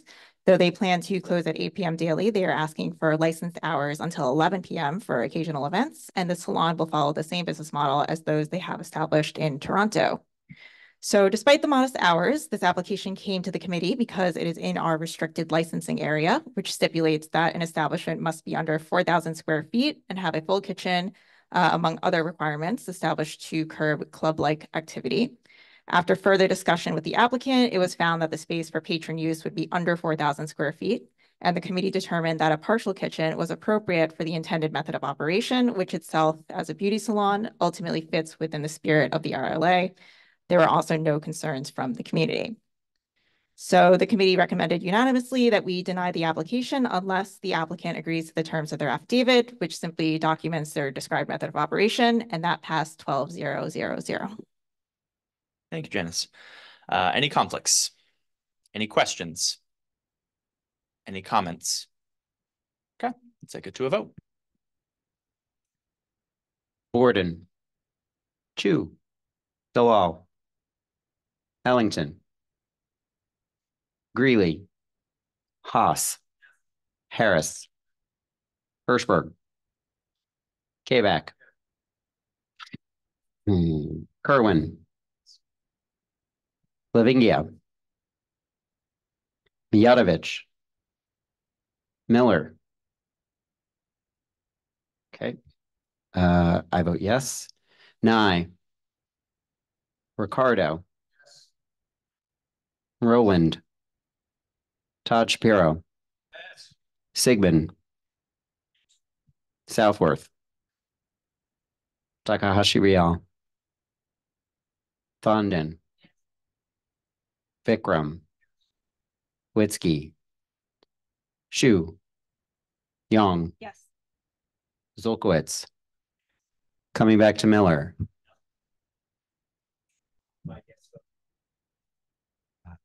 Can I do that? Well, let's hold on. Hold on. Let's finish this vote. The resolution passes 27 in favor and 1 abstention. Yeah. I mean, it's not going to change it, so let's just keep moving. Thank you, Zul. Okay, go ahead, Janice, with your reports. Okay, great. So SLAB also heard a dining out application for a sidewalk cafe for DTRS Essex House, LLC, doing business as Southgate Restaurant at JW Marriott Essex House, located at 160 Central Park South. However, due to the short turnaround time DOT gives us for these applications, we were not able to host a community meeting. Sure. Oh, sorry. I'll start from the top. Is that okay? Go ahead. Okay, sorry. Trying to get everyone out of here.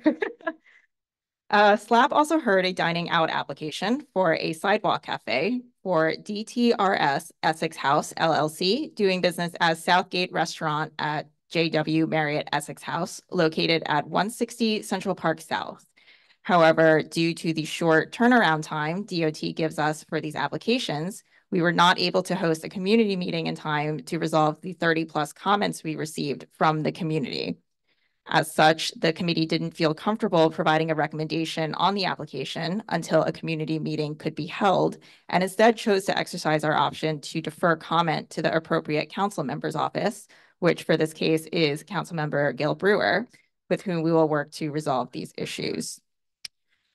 In addition, for dining out in general, Miles and I have been working with the board office and are reaching out to other community boards to determine how best to process these applications going forward.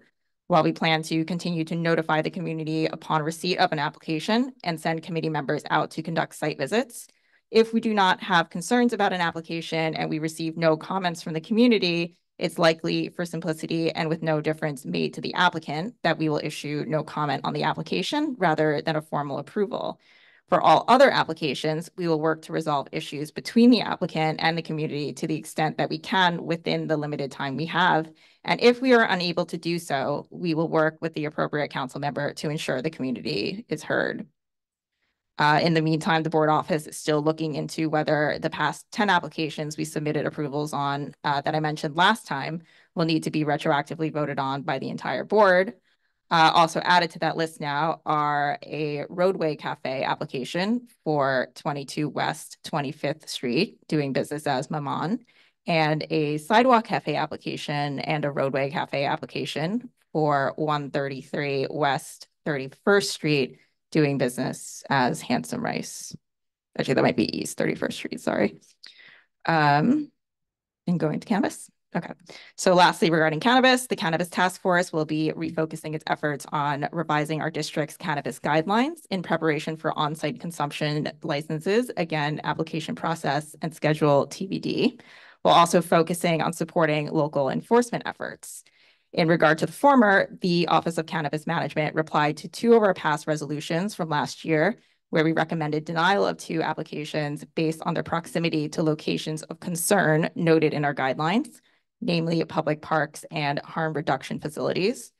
OCM chose to not acknowledge our concerns with those location types and stated that in regard to defining what constitutes a public youth facility, the city needs to pass its own local law for a location to be considered as such.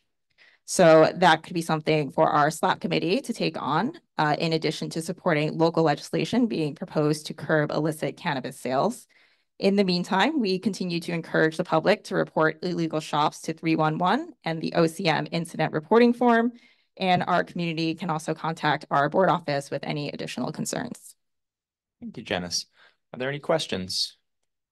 Any comments? Todd? Yes. Wait for, take this one.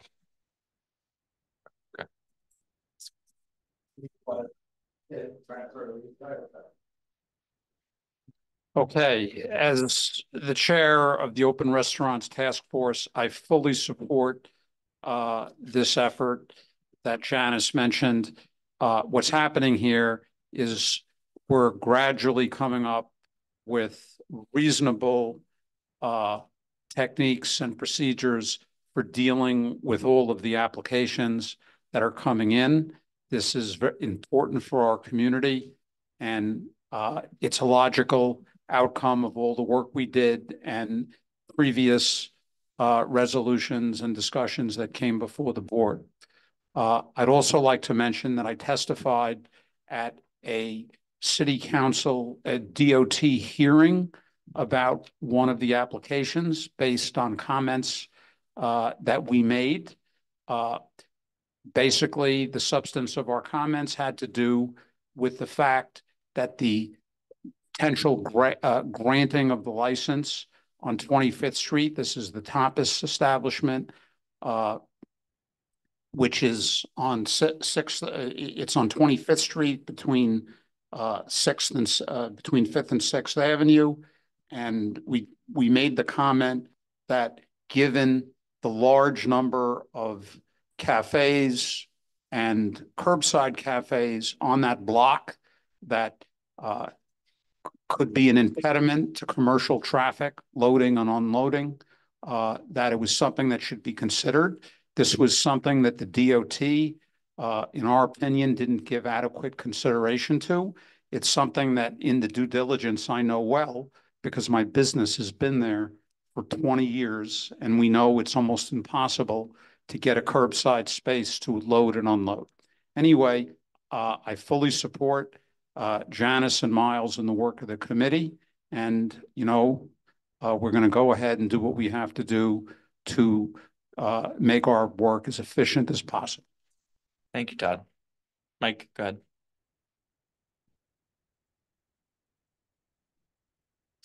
I wanted to comment on the dispensaries. So I've been watching these legal dispensaries pop up everywhere you look from hither to yon. And I remember the same thing happened with banks about 20 years ago. Well, every corner was a bank. And then 3/4 of them went out of business, and then the coffee shops, and they moved and shrunk in amounts. And I only figure that that's going to happen to these retailers of weed, cannabis. Thank you, Mike. Okay. Next, we will move on to Julie presenting from the Executive Committee on behalf of the Land Use, Housing and Zoning Committee.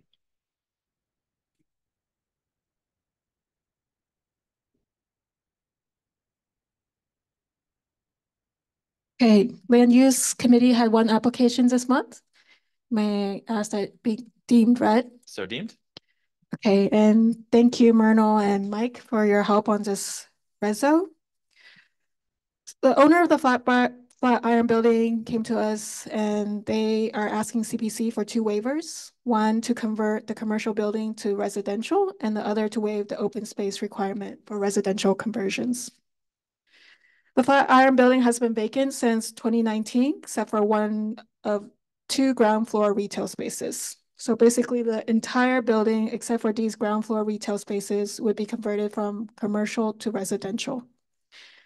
The conversion would require interior renovations only, with no significant change to the size, massing, or exterior features of the building.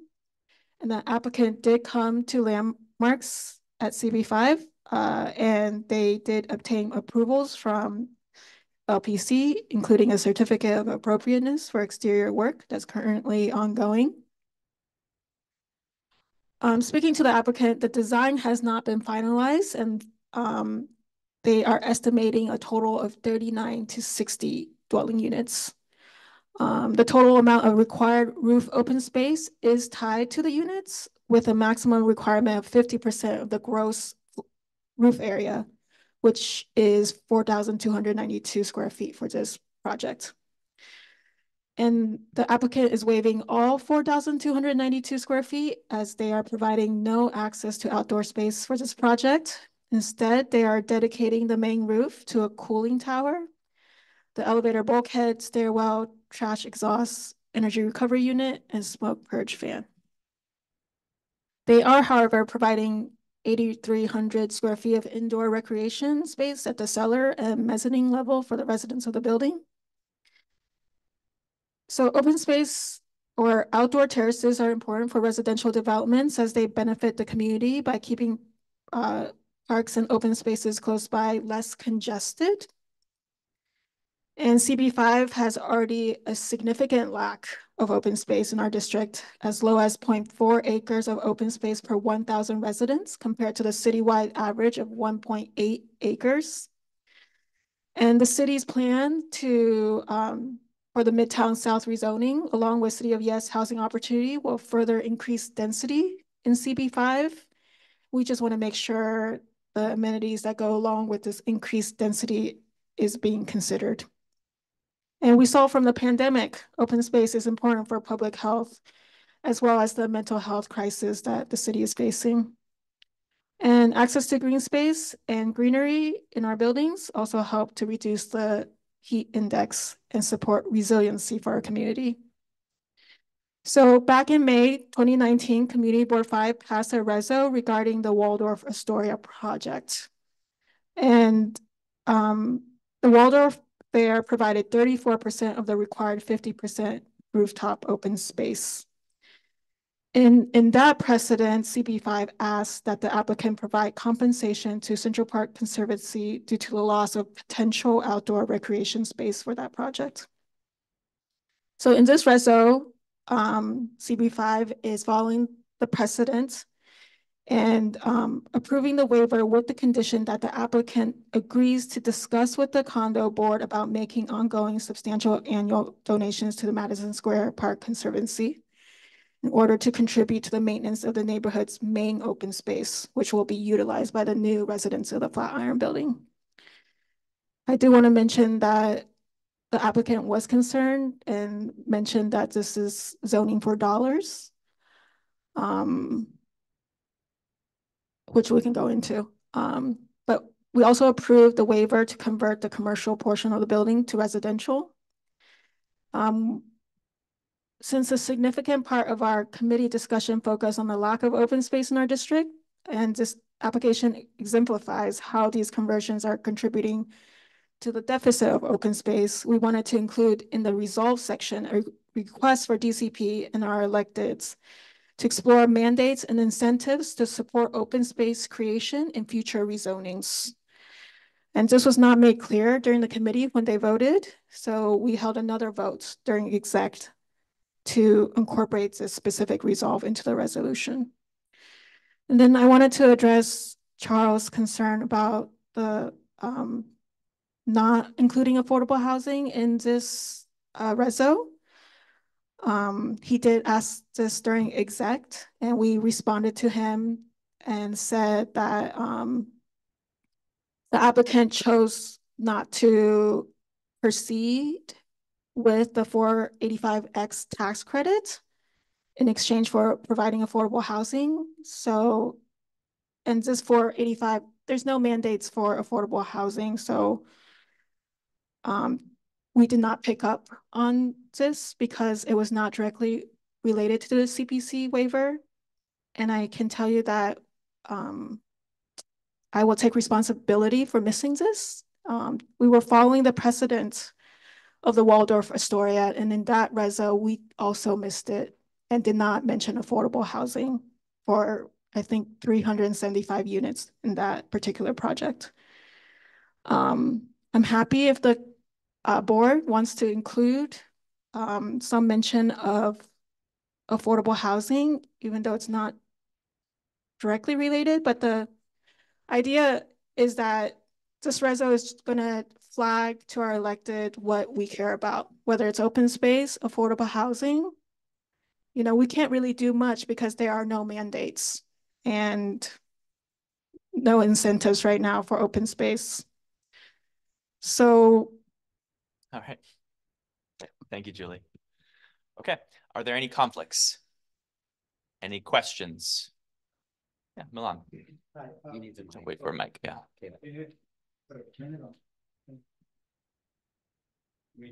Okay, just a quick question regarding the contribution to Madison Square Park.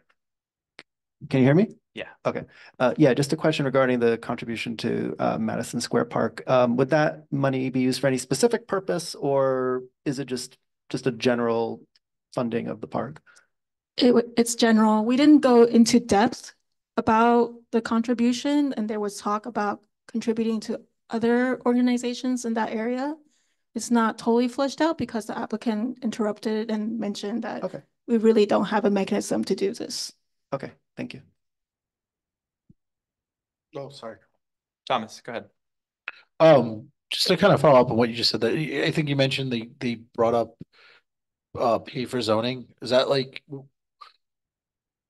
I understand the resolution. So did they kind of just leave it at like, hey, like, you know, we don't have ability to kind of do what you had for the Waldorf, and was it like, I'm a little confused where it was left off in the conversation, or at least before like you voted. Like, did you guys, were they, I think that the thing was they were like, hey, we can't really do this, and this is going to kind of change what we're doing, or were they kind of objecting? I'm trying to understand where they left off. So DCP is not able to mandate. Yeah. That's what they mean when zoning for dollars. It's something that they can't do. So we can ask for it, and it's just representation of what we care about and how we think this should proceed. But technically, I don't think the city can do something like that. Okay. Any other questions? Neil. Grab that, I think. Yeah, just continuing on that, I guess the mechanism mentioned in the resolution is that recommending the applicant to talk with the condo board. I assume that's future residents of the building or future. Are there any other buildings or condo boards in the district, or that you know of, where there's a similar arrangement? Or did the Waldorf Astoria project follow that? No. I feel like I would have heard if Waldorf paid that. So I don't think they did, but we can follow up. Okay. Catherine, go ahead. If I could address, yeah. So I would like to say that there are buildings that have gone up recently where there's a commitment by the condo association to make a significant contribution to the nonprofit. In this case, it really makes sense that they would, given the density that they're going to add, it's 60 units, 39, 60 units, but it's park space, and they're not doing anything with open space. And so I think what we, and there are, I don't think it's appropriate to name names, but there are specific new condo buildings that are up in the 50s. You could talk to David Achelis, where the condo board is making a substantial donation because they're part of the neighborhood. Is that a question, Catherine? Oh, don't you agree? Right. Yeah. Don't you agree? Yeah, thank you. Are there any questions? Oh, yeah, are there any other questions? No worries. Any comments? All right, Mike, Zool, and then Charles. Mike. Okay, so talking about open spaces, you know, the Flatiron building. We lost you. Not working? It went off. The Flatiron building is the Flatiron. How about that? That's good. Great job. The Flatiron building is surrounded by open spaces, not just the park. But if you think about what the Flatiron building looks like, just to the east of the Flatiron building, there's no traffic for 4 of the 5 lanes on Broadway. Just to the north of the Flatiron building, there's Worth Square. So there's nothing but open space all around the Flatiron building. And as a contribution of more open space at the Flatiron area, seems to me we could use it other places even more than in that area. My comment. Thank you, Mike. Just to respond to that, we did talk about that, the other spaces that could use funding. Thank you, Julie. Green button.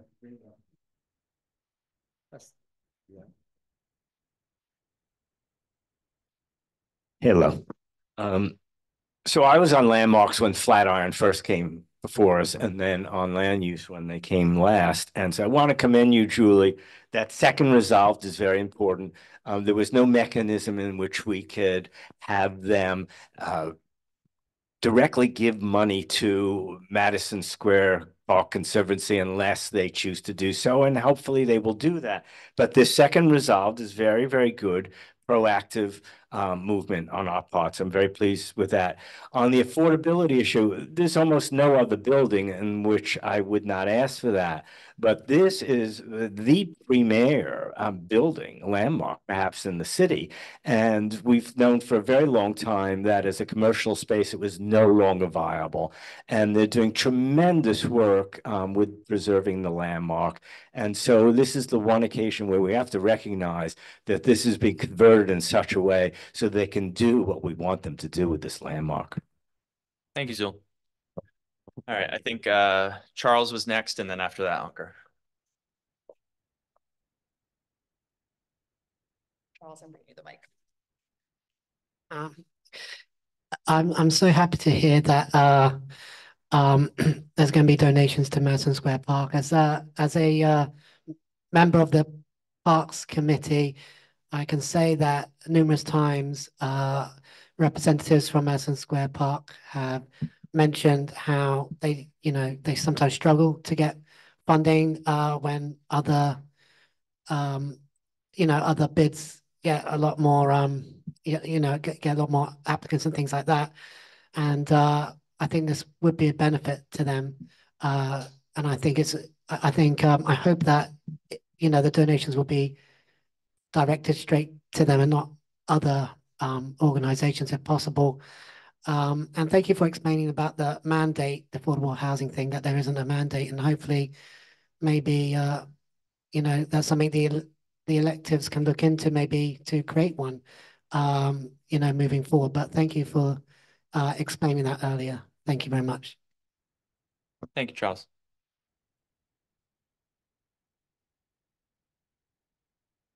Thank you. On the affordable housing point, my understanding is that a commercial conversion into residential would be governed by 467M, not 485X. And that program, our legislators have considered requiring or considering or encouraging developers to include affordable housing in their conversions. What they give developers is a 90% property tax abatement if a certain percentage of the units are set aside for affordable housing. So there's a trade-off. You can either get permanently affordable housing, or you could get tax revenue, which could be used to support a number of social programs. And so, in my view, I know that some folks here had expressed some disappointment that the developer hadn't pursued this program, but it's not as if social benefits won't arise from this residential housing. Thank you, Ankur. David. Just further on the affordable housing question, the Landmarks Committee, in its review of City of Yes for housing opportunity, did include the concept of continuation of a program that's called the Offsite Inclusionary Housing Program. So part of the issue here, particularly in our district, is that when you build a condominium, which is what this building will be, there's not really much of an opportunity to put affordable rental or even affordable ownership into a condominium building. It's very rare. So there is a program that exists today that would allow, I don't know that the Flatiron would have qualified because of the type of landmark that it is, but for new construction, you can expand the size of the building by providing inclusionary housing elsewhere in the community board or within a mile of the borders of the community board. And that program under City of Yes was being discontinued, phased out. And in our resolution, we asked that it continue so that particularly for districts like ours, where most of the housing that's produced is condos, there would be an opportunity to provide affordable housing with that type of development. And that was picked up by the borough president, and I think was one of the two changes to City of Yes that's now in front of City Council. Thank you, David. Neil, do you have a comment? Thank you. Just speaking to the recommendation about park funding, I'm a little bit uncomfortable with this resolution, and would like us to think more about us including it in future decisions about topics like this. One, just on the increased use in park space, if there's max 60 units or 120 people living in this building, it seems like there's 60,000 daily users of the park across the street. So that would be, even if if there were 2 people in every unit and they went every day, that would be 1/5 of 1% more traffic in the park. And I think that's a good thing. But more people is always great. So I don't think it'll be a huge impact to the park. I'm also a little bit even more concerned about including this recommendation that a developer or the condo board be requested to give money to a private organization, and having that be sort of a condition for our approval. I think the best way we should do it is have people move in, they pay taxes, and then through our elected officials, we use that for public purposes. The people that move in will probably also be users of the park, and they can donate on their own to the Conservancy, like I think a lot of other people do. Last, we're all really concerned about housing affordability, the affordability of everything in the district.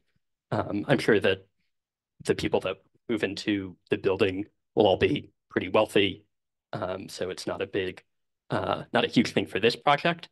But if the recommendation for $125,000 is applied to this per year, that would be upwards of $2,000 a year in additional expenses that we are at minimum asking all of the future owners to pay.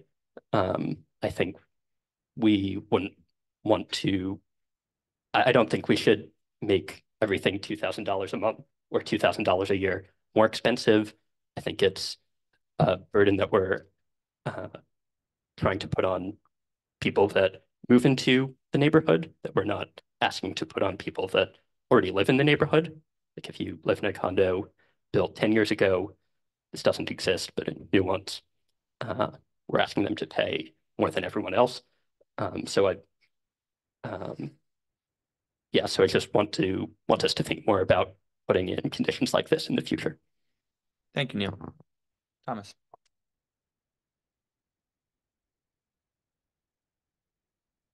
So one of the things when you're looking at it is, I know there's a lot of initiatives to build the commercial to real estate, the concept of doing this and moving this forward.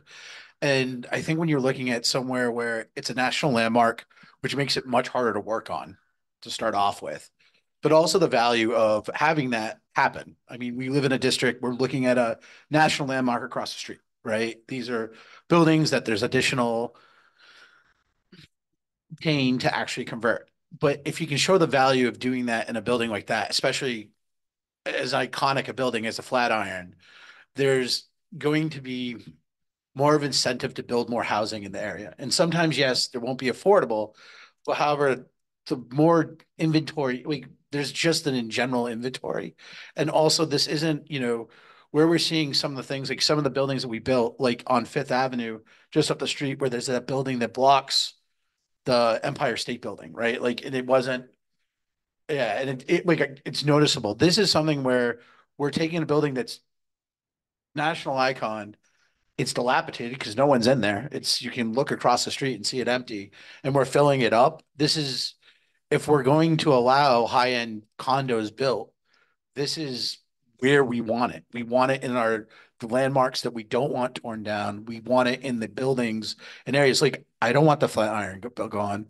There is always change, and I've lived in New York for 20 years.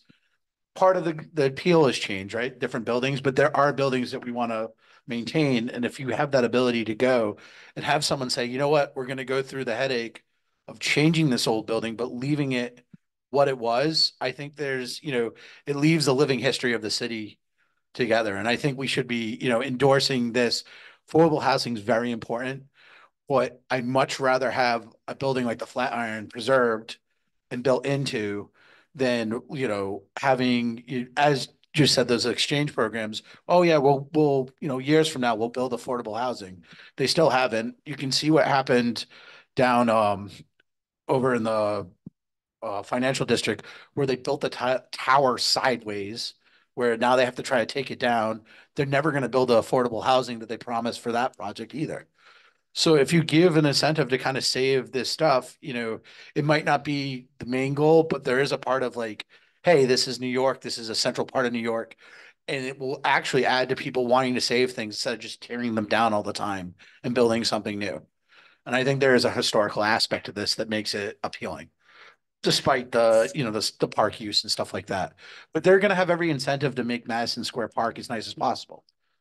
I own a condo near it. I want it to be nice. It's where I walk my son every day and walk my dogs. So I think while the donation we can't force, I think there's so many positives beyond that. And it really leads to what has to happen in this district, which is commercial to residential. So can I just respond? Oh, sure. Sure. Go ahead, Julie. I want to mention we are voting yes for this application. I know. So, and our language was modified to make sure everybody in the committee could vote for it, as well as exec. It was 10-0, 13-0 for the two votes.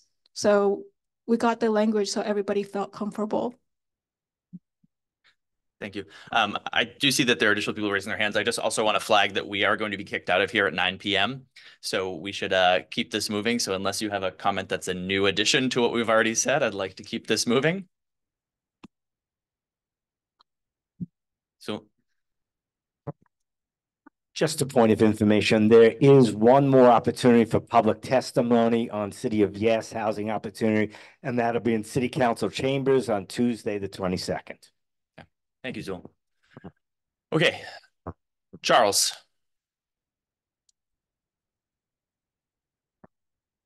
Oh, okay. Sorry. We're going to just go a little out of order because Todd already has the mic. So go ahead, Todd. All I want to say is I applaud the committee for doing the hard work to come up with this resolution. The other thing I want to say is we should never take for granted our landmarks, and that this solution will keep it and change its use. And we should never take for granted our parks, the money that goes into our parks. I appreciate the comment about people paying their general taxes, but those of us who've served on parks and public spaces knows that unless you have these mechanisms for donations, our parks just are not going to be, particularly Madison Square Park, they're not going to stay the world-class parks they are right now. Thank you.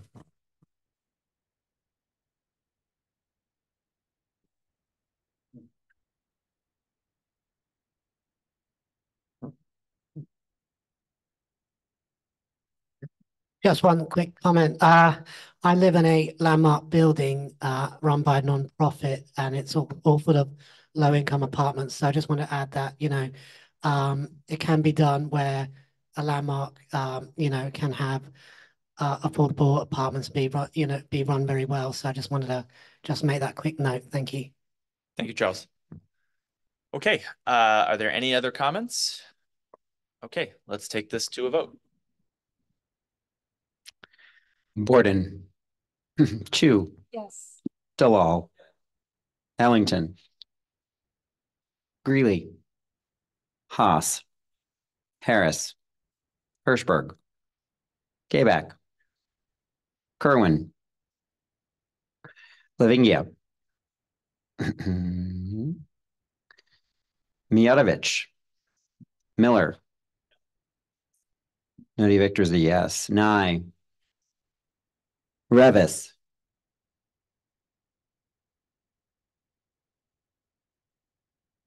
Okay.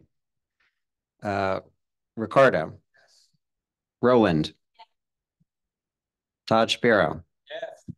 Sigmund. Yes. Southworth. Takahashi Rial.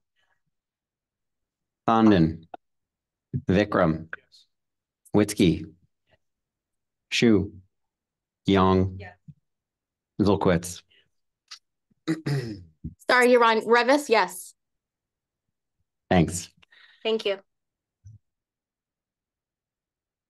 The resolution passes 28 in favor with 1 abstained.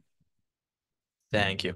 Okay, before we move on to the parks, I see that Councilmember Gail Brewer is with us. Would you like to speak, Councilmember? All right.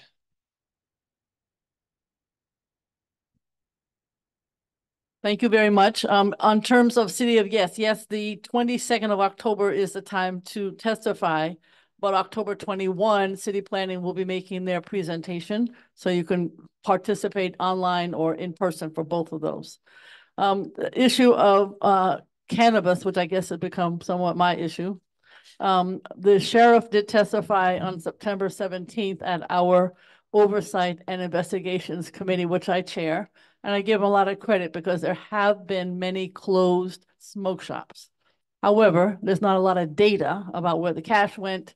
There's not a lot of data about who's been paying the fines. Not a lot of data about actually how many have closed, and of those who are not closed, where they are.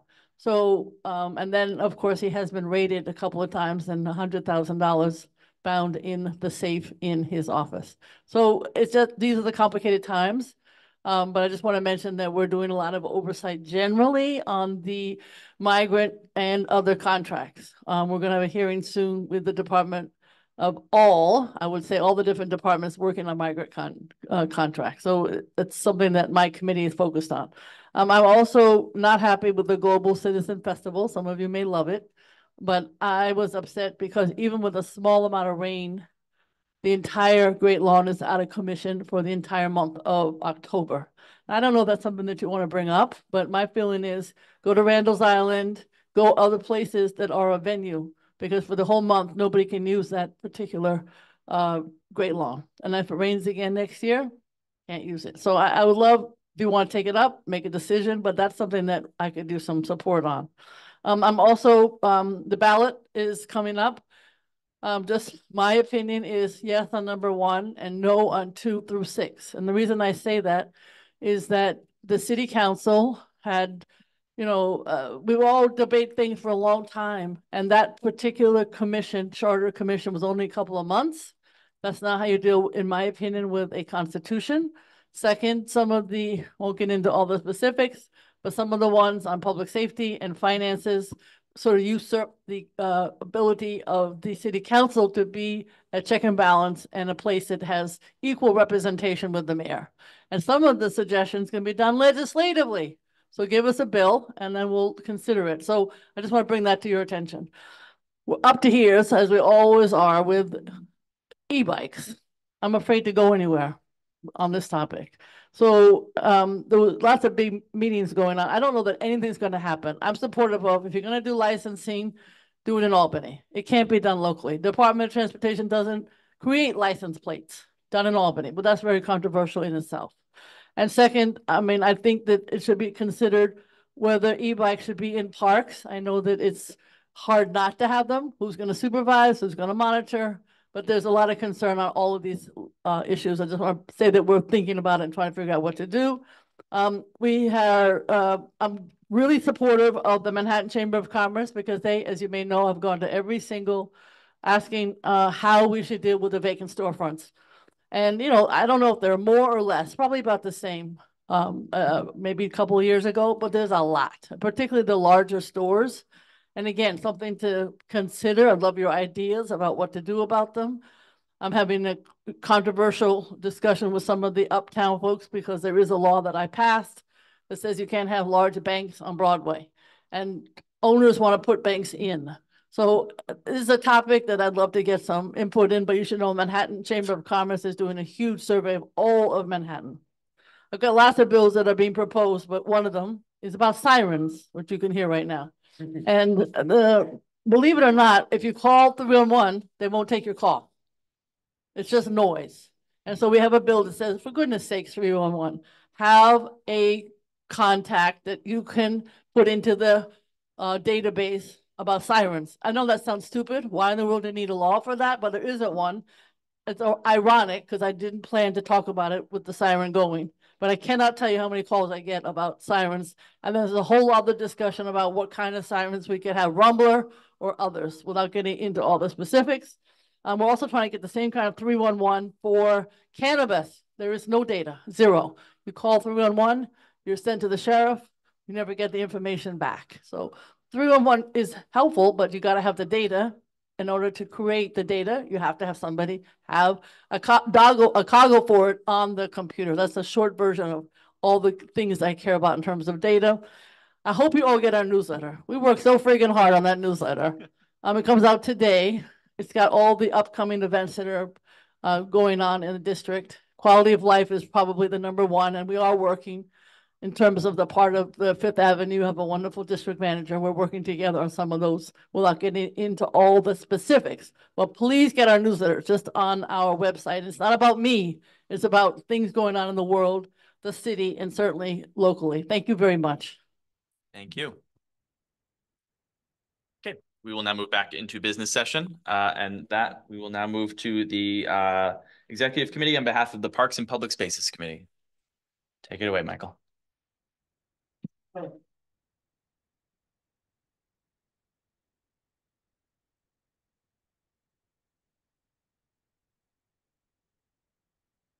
Hello. So I am filling in for Libby this evening. So this is my first time doing this, so hopefully it won't be too difficult. We didn't have an in-person quorum at Parks and Public Spaces, so the 4 of these represent actions taken by the Executive Committee. And I was thinking we could bundle the first 3 and then address the 4th separately. The first 3 are all activation type fundraiser, general public events, and then we can address the City Bridge items separately. So yes, that's okay. Is that cool? Yep. Okay. So first is Bryant Park Corporation 2024 Winter Village. Can I have the resolution deemed read? So deemed. So basically, this happens every year. It's the Winter Village, an annual event transforming Bryant Park into a holiday destination. Features an ice skating rink, holiday shopping, food kiosks, and other seasonal activities. Adds value to the public space during the holiday season and generates revenue to support Bryant Park's yearly operations. It will run from October 25th through early January 2025 in Bryant Park, with the ice rink continuing until March. It's been going on since, I believe, 2002, and it's kind of a holiday staple in New York City. The hours are 11 a.m. to 8 p.m. weekdays, 10 a.m. to 8 p.m. weekends. And most notably, this year, they've proposed significant improvements to address both community and our own comments about congestion issues, reducing vendors on 40th Street, expanded seating areas, better sort of traffic flow overall, improving signage, and much better trash management. So the committee supported this. The committee supported it and exec supported it 13-0 with 1 abstention. Thank you. Any conflicts? Any questions? Any comments? All right, keep going. Cool. So next we have Madison Square Park Conservancy, Porcelanosa Holiday Cottage. And with these two resolutions, I'll just remind everybody that with Madison Square Park, they receive a huge amount, if not basically all of their funding from these types of events. They're allowed to do at least 4 of these events each year. Sometimes they do more or less, but in essence, they are getting substantial donation for these events. This specific one is the Holiday Cottage in Madison Square Park. It's a festive marketing event featuring a holiday-themed cottage, free hot chocolate, and family-friendly activities. It aims to enrich the park's holiday offering and serves, again, as a fundraiser for the Conservancy. It will be from December 12th to 15th on the western gravel section of Madison Square Park. It includes a photo booth, holiday carolers, and a do-it-yourself ornament station. It has minimal impact on the park with dedicated staff for crowd control and sanitation and no commercial filming, et cetera, things like that. The committee recommended approval, noting its alignment with community values, the minimal disruption to actual park operations, and exec confirmed that 1301. Any conflicts? Any questions? Any comments? Okay, next one. Cool. And so next in the bundle, we have the Ghost Gingerbread House event. And it's a creative event transitioning from Halloween to the holiday season, featuring a cottage that transforms from a ghost to a gingerbread house. It engages families and children while serving as a fundraiser for the Conservancy. It will run from October 31st to November 2nd, again in the western gravel section of the park. It includes children's dance workshops and face painting. It's expected to draw about 500 visitors per day. There are no sales or giveaways, and it's focused on interactive experiences. And the committee approved this as well. It's one of the 4 events, and they'll be receiving a donation for that as well. So the committee supported it, and exec approved it 1301 opposed, or sorry, 1 abstention. Any conflicts? Any questions? Any comments? Okay, let's take these 3 bundled resolutions to a vote. And just a reminder for everyone, for a bundled resolution, if you say yes, you are saying yes to all 3, but you can also say yes to the first 2, no to the last one, or however you so decide. Borden, Chu, Dalal, Ellington, Greeley, Haas, Harris, Hirschberg, Kabak, Kerwin, Lavingia, Mijatovic, Miller. I'm a yes. Nye, Revis, Yes. Ricardo, Yes. Roland, no. Todd Shapiro, Yes. Sigmund, Southworth, Yes. Takahashi Rial, Fondon, Vikram, Witzke, Shu, Young, Zolkowitz. The resolution's passed 27 in favor with 1 abstain. Great. So moving on, we have the OTI and City Bridge's 5G or Link 5G tower proposal and the 10 specific applications. Could I have a resolution deemed read? So deemed. Cool. So Assembly Member Alex Boris actually made my job a little bit easier by covering this topic in some depth earlier, but I'll go into sort of exactly what this is and why we're putting a resolution on it right now. We actually already have a resolution on this from January 2023, which more or less takes the same position, but this is an expansion on it, given new information, and that this is now actually upon us where we are beginning to receive these applications. So City Bridge has proposed installing 10 32-foot tall Link 5G towers within CB5. There are some pictures associated that show where these are on a map, as well as an outline of what they actually look like and some pictures as well. These are an evolution of the 10-foot Link NYC kiosks we've had since 2016 that were constructed with the aim of replacing public payphones with modern kiosks. They provide free Wi-Fi calling, domestic calling, device charging, and access to emergency services, and also feature advertising displays, which generate revenue.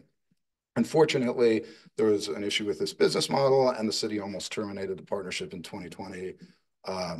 And this led to City Bridge proposing a new model where they would install these new 32-foot towers, which have housings for 5 carriers' 5G equipment. And again, you can take a look at the pictures if you're not familiar with what they are. The proposal aims to enhance New York City's digital infrastructure and generate revenue through carrier. Sorry. The proposal aims to enhance New York City's digital infrastructure and generate revenue through carrier equipment leasing, and following the financial challenges of the original Link NYC model. As of now, there are just these 10 specific locations in CB5, but with applications due for our review by October 31st, but this is just the first wave. And given where you can see all the other first round of Link NYC kiosks are, we expect many more applications in the future. So in anticipation of this and trying to build out a framework and something similar to the Cannabis Task Force of how we address these, we got a presentation from OTI and from City Bridge itself to sort of walk us through what we haven't heard so far. Additionally, thanks to Congressman Nadler, we are a consulting partner under Section 106 of the National Historic Preservation Act. So Community Board 5 has a unique ability to comment on these applications in a way that's a little different than some others that we might. So we're developing a framework to handle these applications in a systemic and sort of rational and considered fashion that's similar to the Cannabis Task Force and SLAP and other committees that might receive a lot of applications that are more or less about the same kind of topic. And we'll probably be, not probably, we will be involving, this will involve coordination with the Landmarks Committee in the future on the historical comments component of this going forward. So our process was that we received a presentation from OTI and City Bridge, had an in-depth discussion, and there wasn't that much public input at the committee itself, but one of our members did do a lot of legwork on the ground to go around to all of these sites and received pretty much universally negative feedback from people he encountered in the neighborhoods. So the key thinking in going into this is that we recognize the importance of cutting edge infrastructure and supporting closing the digital divide. We want to make that very clear, but we have significant concerns about this implementation. And this is in part what Assemblymember Alex Boris was getting at, that these towers don't necessarily provide the 5G themselves. There isn't really that much need in our neighborhood because we have these kiosks everywhere. And then the other things we discussed were that they're visually intrusive, uniform, block views. There are environmental considerations we need to look into more. And they don't really do much to address the digital divide in our neighborhood. And there are other areas throughout the city that we think these could be better addressing. Not that this is the solution for them, but that this issue needs to be addressed first because carriers cover where we're standing very, very well. Another big concern that was raised was that the city's revenue share has been cut from 50% to 5%, with annual minimums going from 20 million to 3 million. And then there are also real privacy issues that we need to look into and consider more. So the position that the committee ended up taking was basically to go off of our previous resolution from January 2023 opposing the installation of Link 5G towers in our district and calling for a moratorium. And since we still need to work out a full process similar to the Cannabis Task Force, really just handle these 10 at this time. And also update this resolution based on the new information we received in our conversations. This position is compatible with Borough President Levine's recent letter on this topic, and similarly with Assemblymember Boris's own report, which were used to inform our position and discussions. Our approach is also a little different than some other boards because we really did want to affirm our commitment to new technologies, closing the digital divide, environmental protections, digital equity, privacy, and other concerns. This was the sense of the committee, and then exec voted 11-1 to approve. Thank you. Any conflicts? Any questions? You're on. So I'm going to support this resolution. My question is, Assemblymember Boris earlier today did say flat out that we need new 5G infrastructure. The resolution doesn't quite say that. And the resolution actually somewhat says not that. So can you respond to that? Does the committee disagree with that statement from Assemblymember Boris? The committee did not know Assemblymember Boris would make that position. The resolution is intended to, not to say that it's there, we don't need any 5G at all, but that it should be deployed in other ways, and that it could be like it could be on these lampposts right next to us, that there are opportunities for growth. Yeah. Yeah. Go ahead. Yeah. Go ahead. So I think that the challenge here is. Sorry. Okay. Can you hear me? Yes. Yep. So the challenge is, I think, that 5G can happen in different ways. And this is just one particular way. 30-foot poles are not the only way to achieve 5G. That's what I'm. Thank you. That's fair. Okay. Sorry, everyone else who has questions, I lost. So I see Zona, and then Ricardo, and then Milan. Is it on? There you go. Thank you for the presentation and all the context. I think it was like really striking how you mentioned the revenue share to the city would just decrease meaningfully. Is the city receiving like a lot of upfront payments, or what's kind of the situation around that? No, in fact, the city is still owed $25 to $30 million from the original just Link NYC program, where from 2014 to 2020, they were racking up $20 million a year, in essence, in debt. And they've begun paying some of it back, but there is still outstanding debt from the pre-5G program. The way you could construe the upfront payment would be that there is a provision within the franchise agreement that ownership of the network reverts back to the city. I believe I'm saying this correctly. If the city chooses to go with a different franchise partner or something. So there could theoretically be that initial equity build-out investment as part of it, but there's no like upfront payment for this that was received to do it. I think that's a fair characterization if someone else has more information. Okay. Thomas. So I think where I'm just they probably said this. I just want to make sure. What's the current relationship with OTI? Like you explained it a little bit there, but like I think the confusion for me is was when they renegotiated, Link said the only way we're going to make this work is if you let us do WiMAX and 5G at ground level. Like do they have the contract for ground level 5G? And I will explain why this is important later. We're not getting straight answers on why they chose to continue the contract specifically. What was the very first part of the question? Can I just put a little preface on this to just kind of explain to people? In essence, sorry, let me. I remember what I was going to say.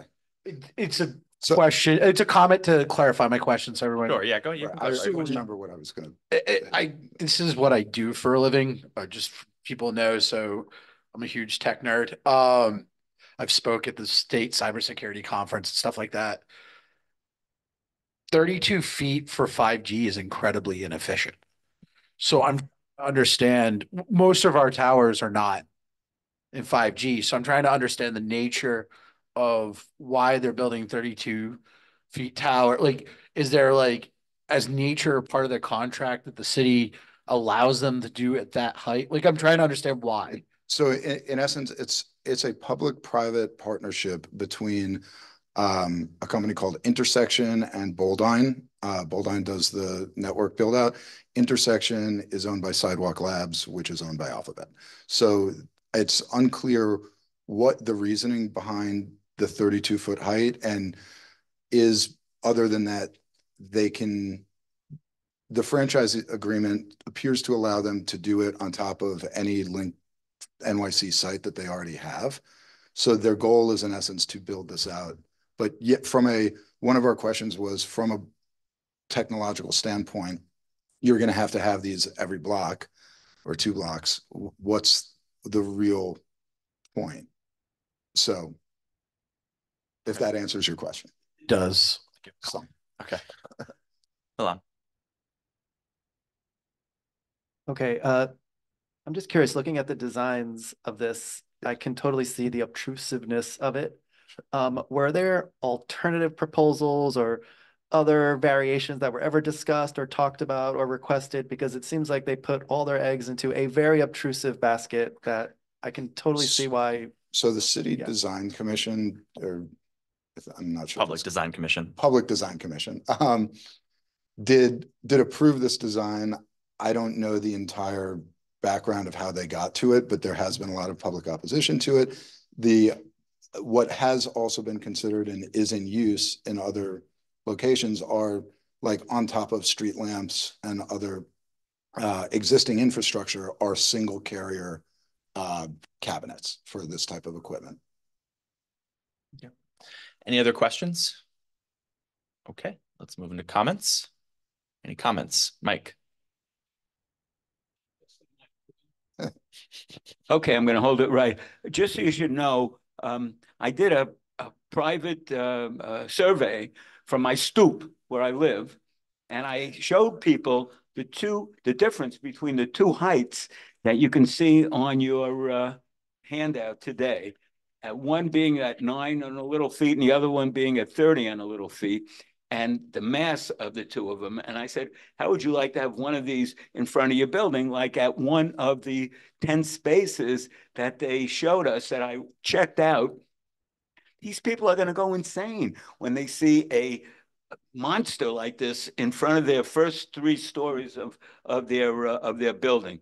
So consensus on the street on this is negative. Thank you, Mike. Thomas. Hey, so I think I can kind of understand why they're doing. So to take a step back, when you look at projects before that have been run like this, like Fort Collins, you have to understand, like, a 5G signal from a right tower. The reason why you turn your phone off on a plane is not because it's going to cause the plane to crash. They were worried that 5G phones would confuse towers. So just to show you the range of what your phone can get to, when you're flying at 30,000 feet, you can still contact cell towers. So the idea of putting it 32 feet, you would say like, oh, it can expand out. But the problem with the city is, and the signal has a very hard time getting through cement. So a lot of the foundations. So if you put a tower 32 feet in a normal, let's say city, small town, there's not a ton not a lot of cement that's blocking it. But like in New York, that, like they said before, you're going to need almost visibility through for the signal to kind of properly get past where you'd actually have that ability. So it is a reason why we have 5G and you don't walk down the street and see a ton of towers. It's incredibly inefficient. So my question was like, why are they doing this? Mostly because I don't see the advantage other than they're hoping that capacity gets so large that we could charge for that. But if that's the case, why would we let a private organization do that when, like I said before, what you'd normally see is on a lamp post or on a street light where we could then could piggyback like traffic cams, stuff like that. So it doesn't make a ton of sense technology wise or city wise. I get why CityLink's trying to do it, but I don't understand OTI's suggestion. Thank you. Samir. Thank you, Josh.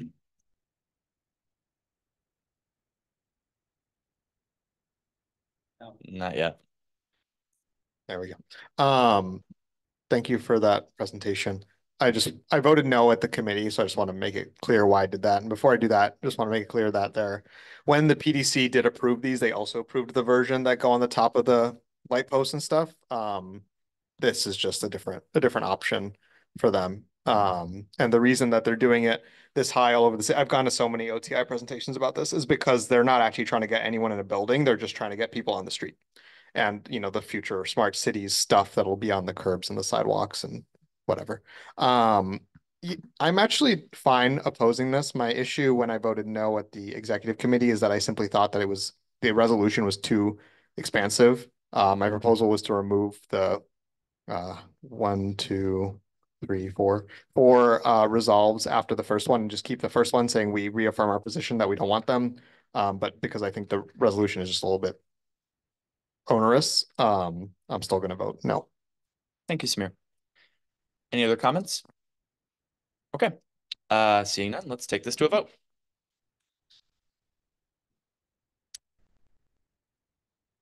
Borden.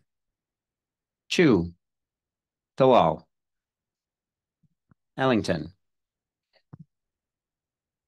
Greeley. Haas. Harris. Hirschberg. Kabak. Kerwin. Lamingia. Mijatovic. Miller. Noni Victor is yes. Nye. Revis. Yes. Ricardo. Todd Shapiro. Yes. Sigmund. Southworth. Takahashi Real. Thondon. Vikram. Witzke. Shu. Young. Zolkowitz. Oops. The resolution passes 25 in favor, 2 against, 1 abstain. All right, thank you. All right, so that concludes our committee reports. So now I open the floor up for any new business. Any new business? Okay, seeing none. All right, so now we are going to move into the public session. Are there any speakers either in the room or online who would like to speak during the public session? As a reminder at this time, any comment should be about a topic that was not covered during the meeting and that was not spoken to by that member during the public hearing. If you would like to speak, please raise your hand. Be recognized either in person or virtually. Thank you. Okay, so we'll start with Zool.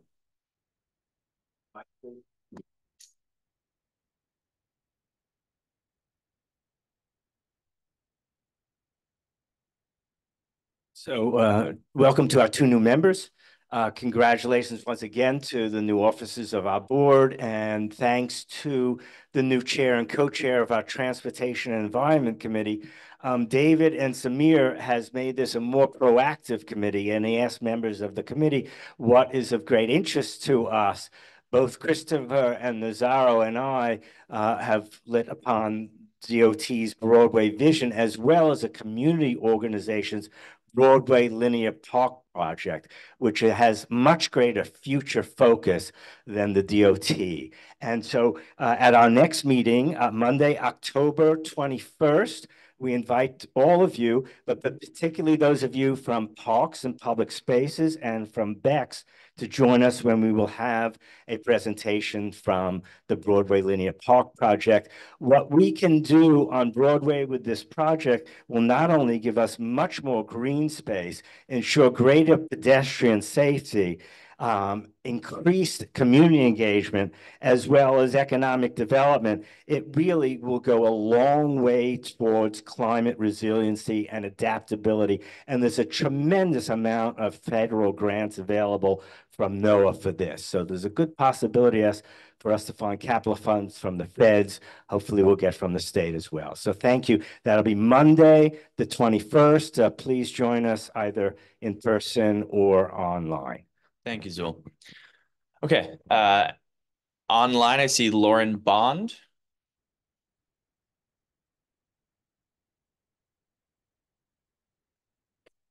No worries. You'll have to unmute yourself, Lauren, if you'd like to speak. Thank you.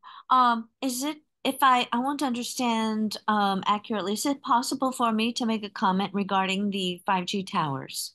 It is not. No, we covered that during our meeting today. So the public session is for only items that were not covered during that meeting. All right. Well, thank you. Thank you, Lauren. And then I see Bronca Rosenberg from the Borough President's Office is on. Would you like to address the board? Hi everyone. Thank you. Was having some technical difficulties unmuting during the elective portion, so thanks for making some time now. I know it's late. I want to wish everybody a Shana Tova. I know it's the season for all the Jewish holidays, so I know there are several of you that celebrate, as well as myself, and I appreciate everyone's patience if I do take a little bit longer to respond to emails because I'm going to be in and out due to those holidays. Thank you. In terms of our report, we have been getting a lot of questions regarding composting, and because of this, our office has been working on sending out Dear Neighbor letters to folks across the borough to educate them on the new policy. And we've shared some resources on our website as well, so you can go there if you're looking. The borough president sent a letter last week to the MTA outlining some gaps in their recent capital plan, including necessary funding for accessibility at stations across the borough, advocating for 4 specific ones, including 2 in this district. He advocated for more investment in ADA installations for the 14th Street Union Square 4, 5, and 6 platform and the 23rd Street C and E and F stations, especially given the populations that live around those. So hopefully you guys are all in agreement there. I know these accessibility installations are long overdue. Our leadership training series is returning starting on Monday, October 28th. We'll have these training sessions, including some mandatory trainings. So keep an eye on your inbox. You'll all be getting emails from our office with information for those trainings. They're also available to the public if anybody from the public is interested, and the schedule will be available on our website. Beyond that, we have a couple of events coming up, including Older Adults Day at the Whitney on October 15th. And then that evening, we also have our Hispanic Heritage event that our office is organizing. So if anybody's interested in those, feel free to reach out. We have flyers that you can distribute or come along, and look forward to seeing you there. Thank you guys for an excellent meeting and have a good night. Thank you very much. Okay, anyone else? Okay, so with that, I also want to thank Vornado Realty for their very generous use of this space. And with that, we will adjourn our meeting. Thank you, everyone.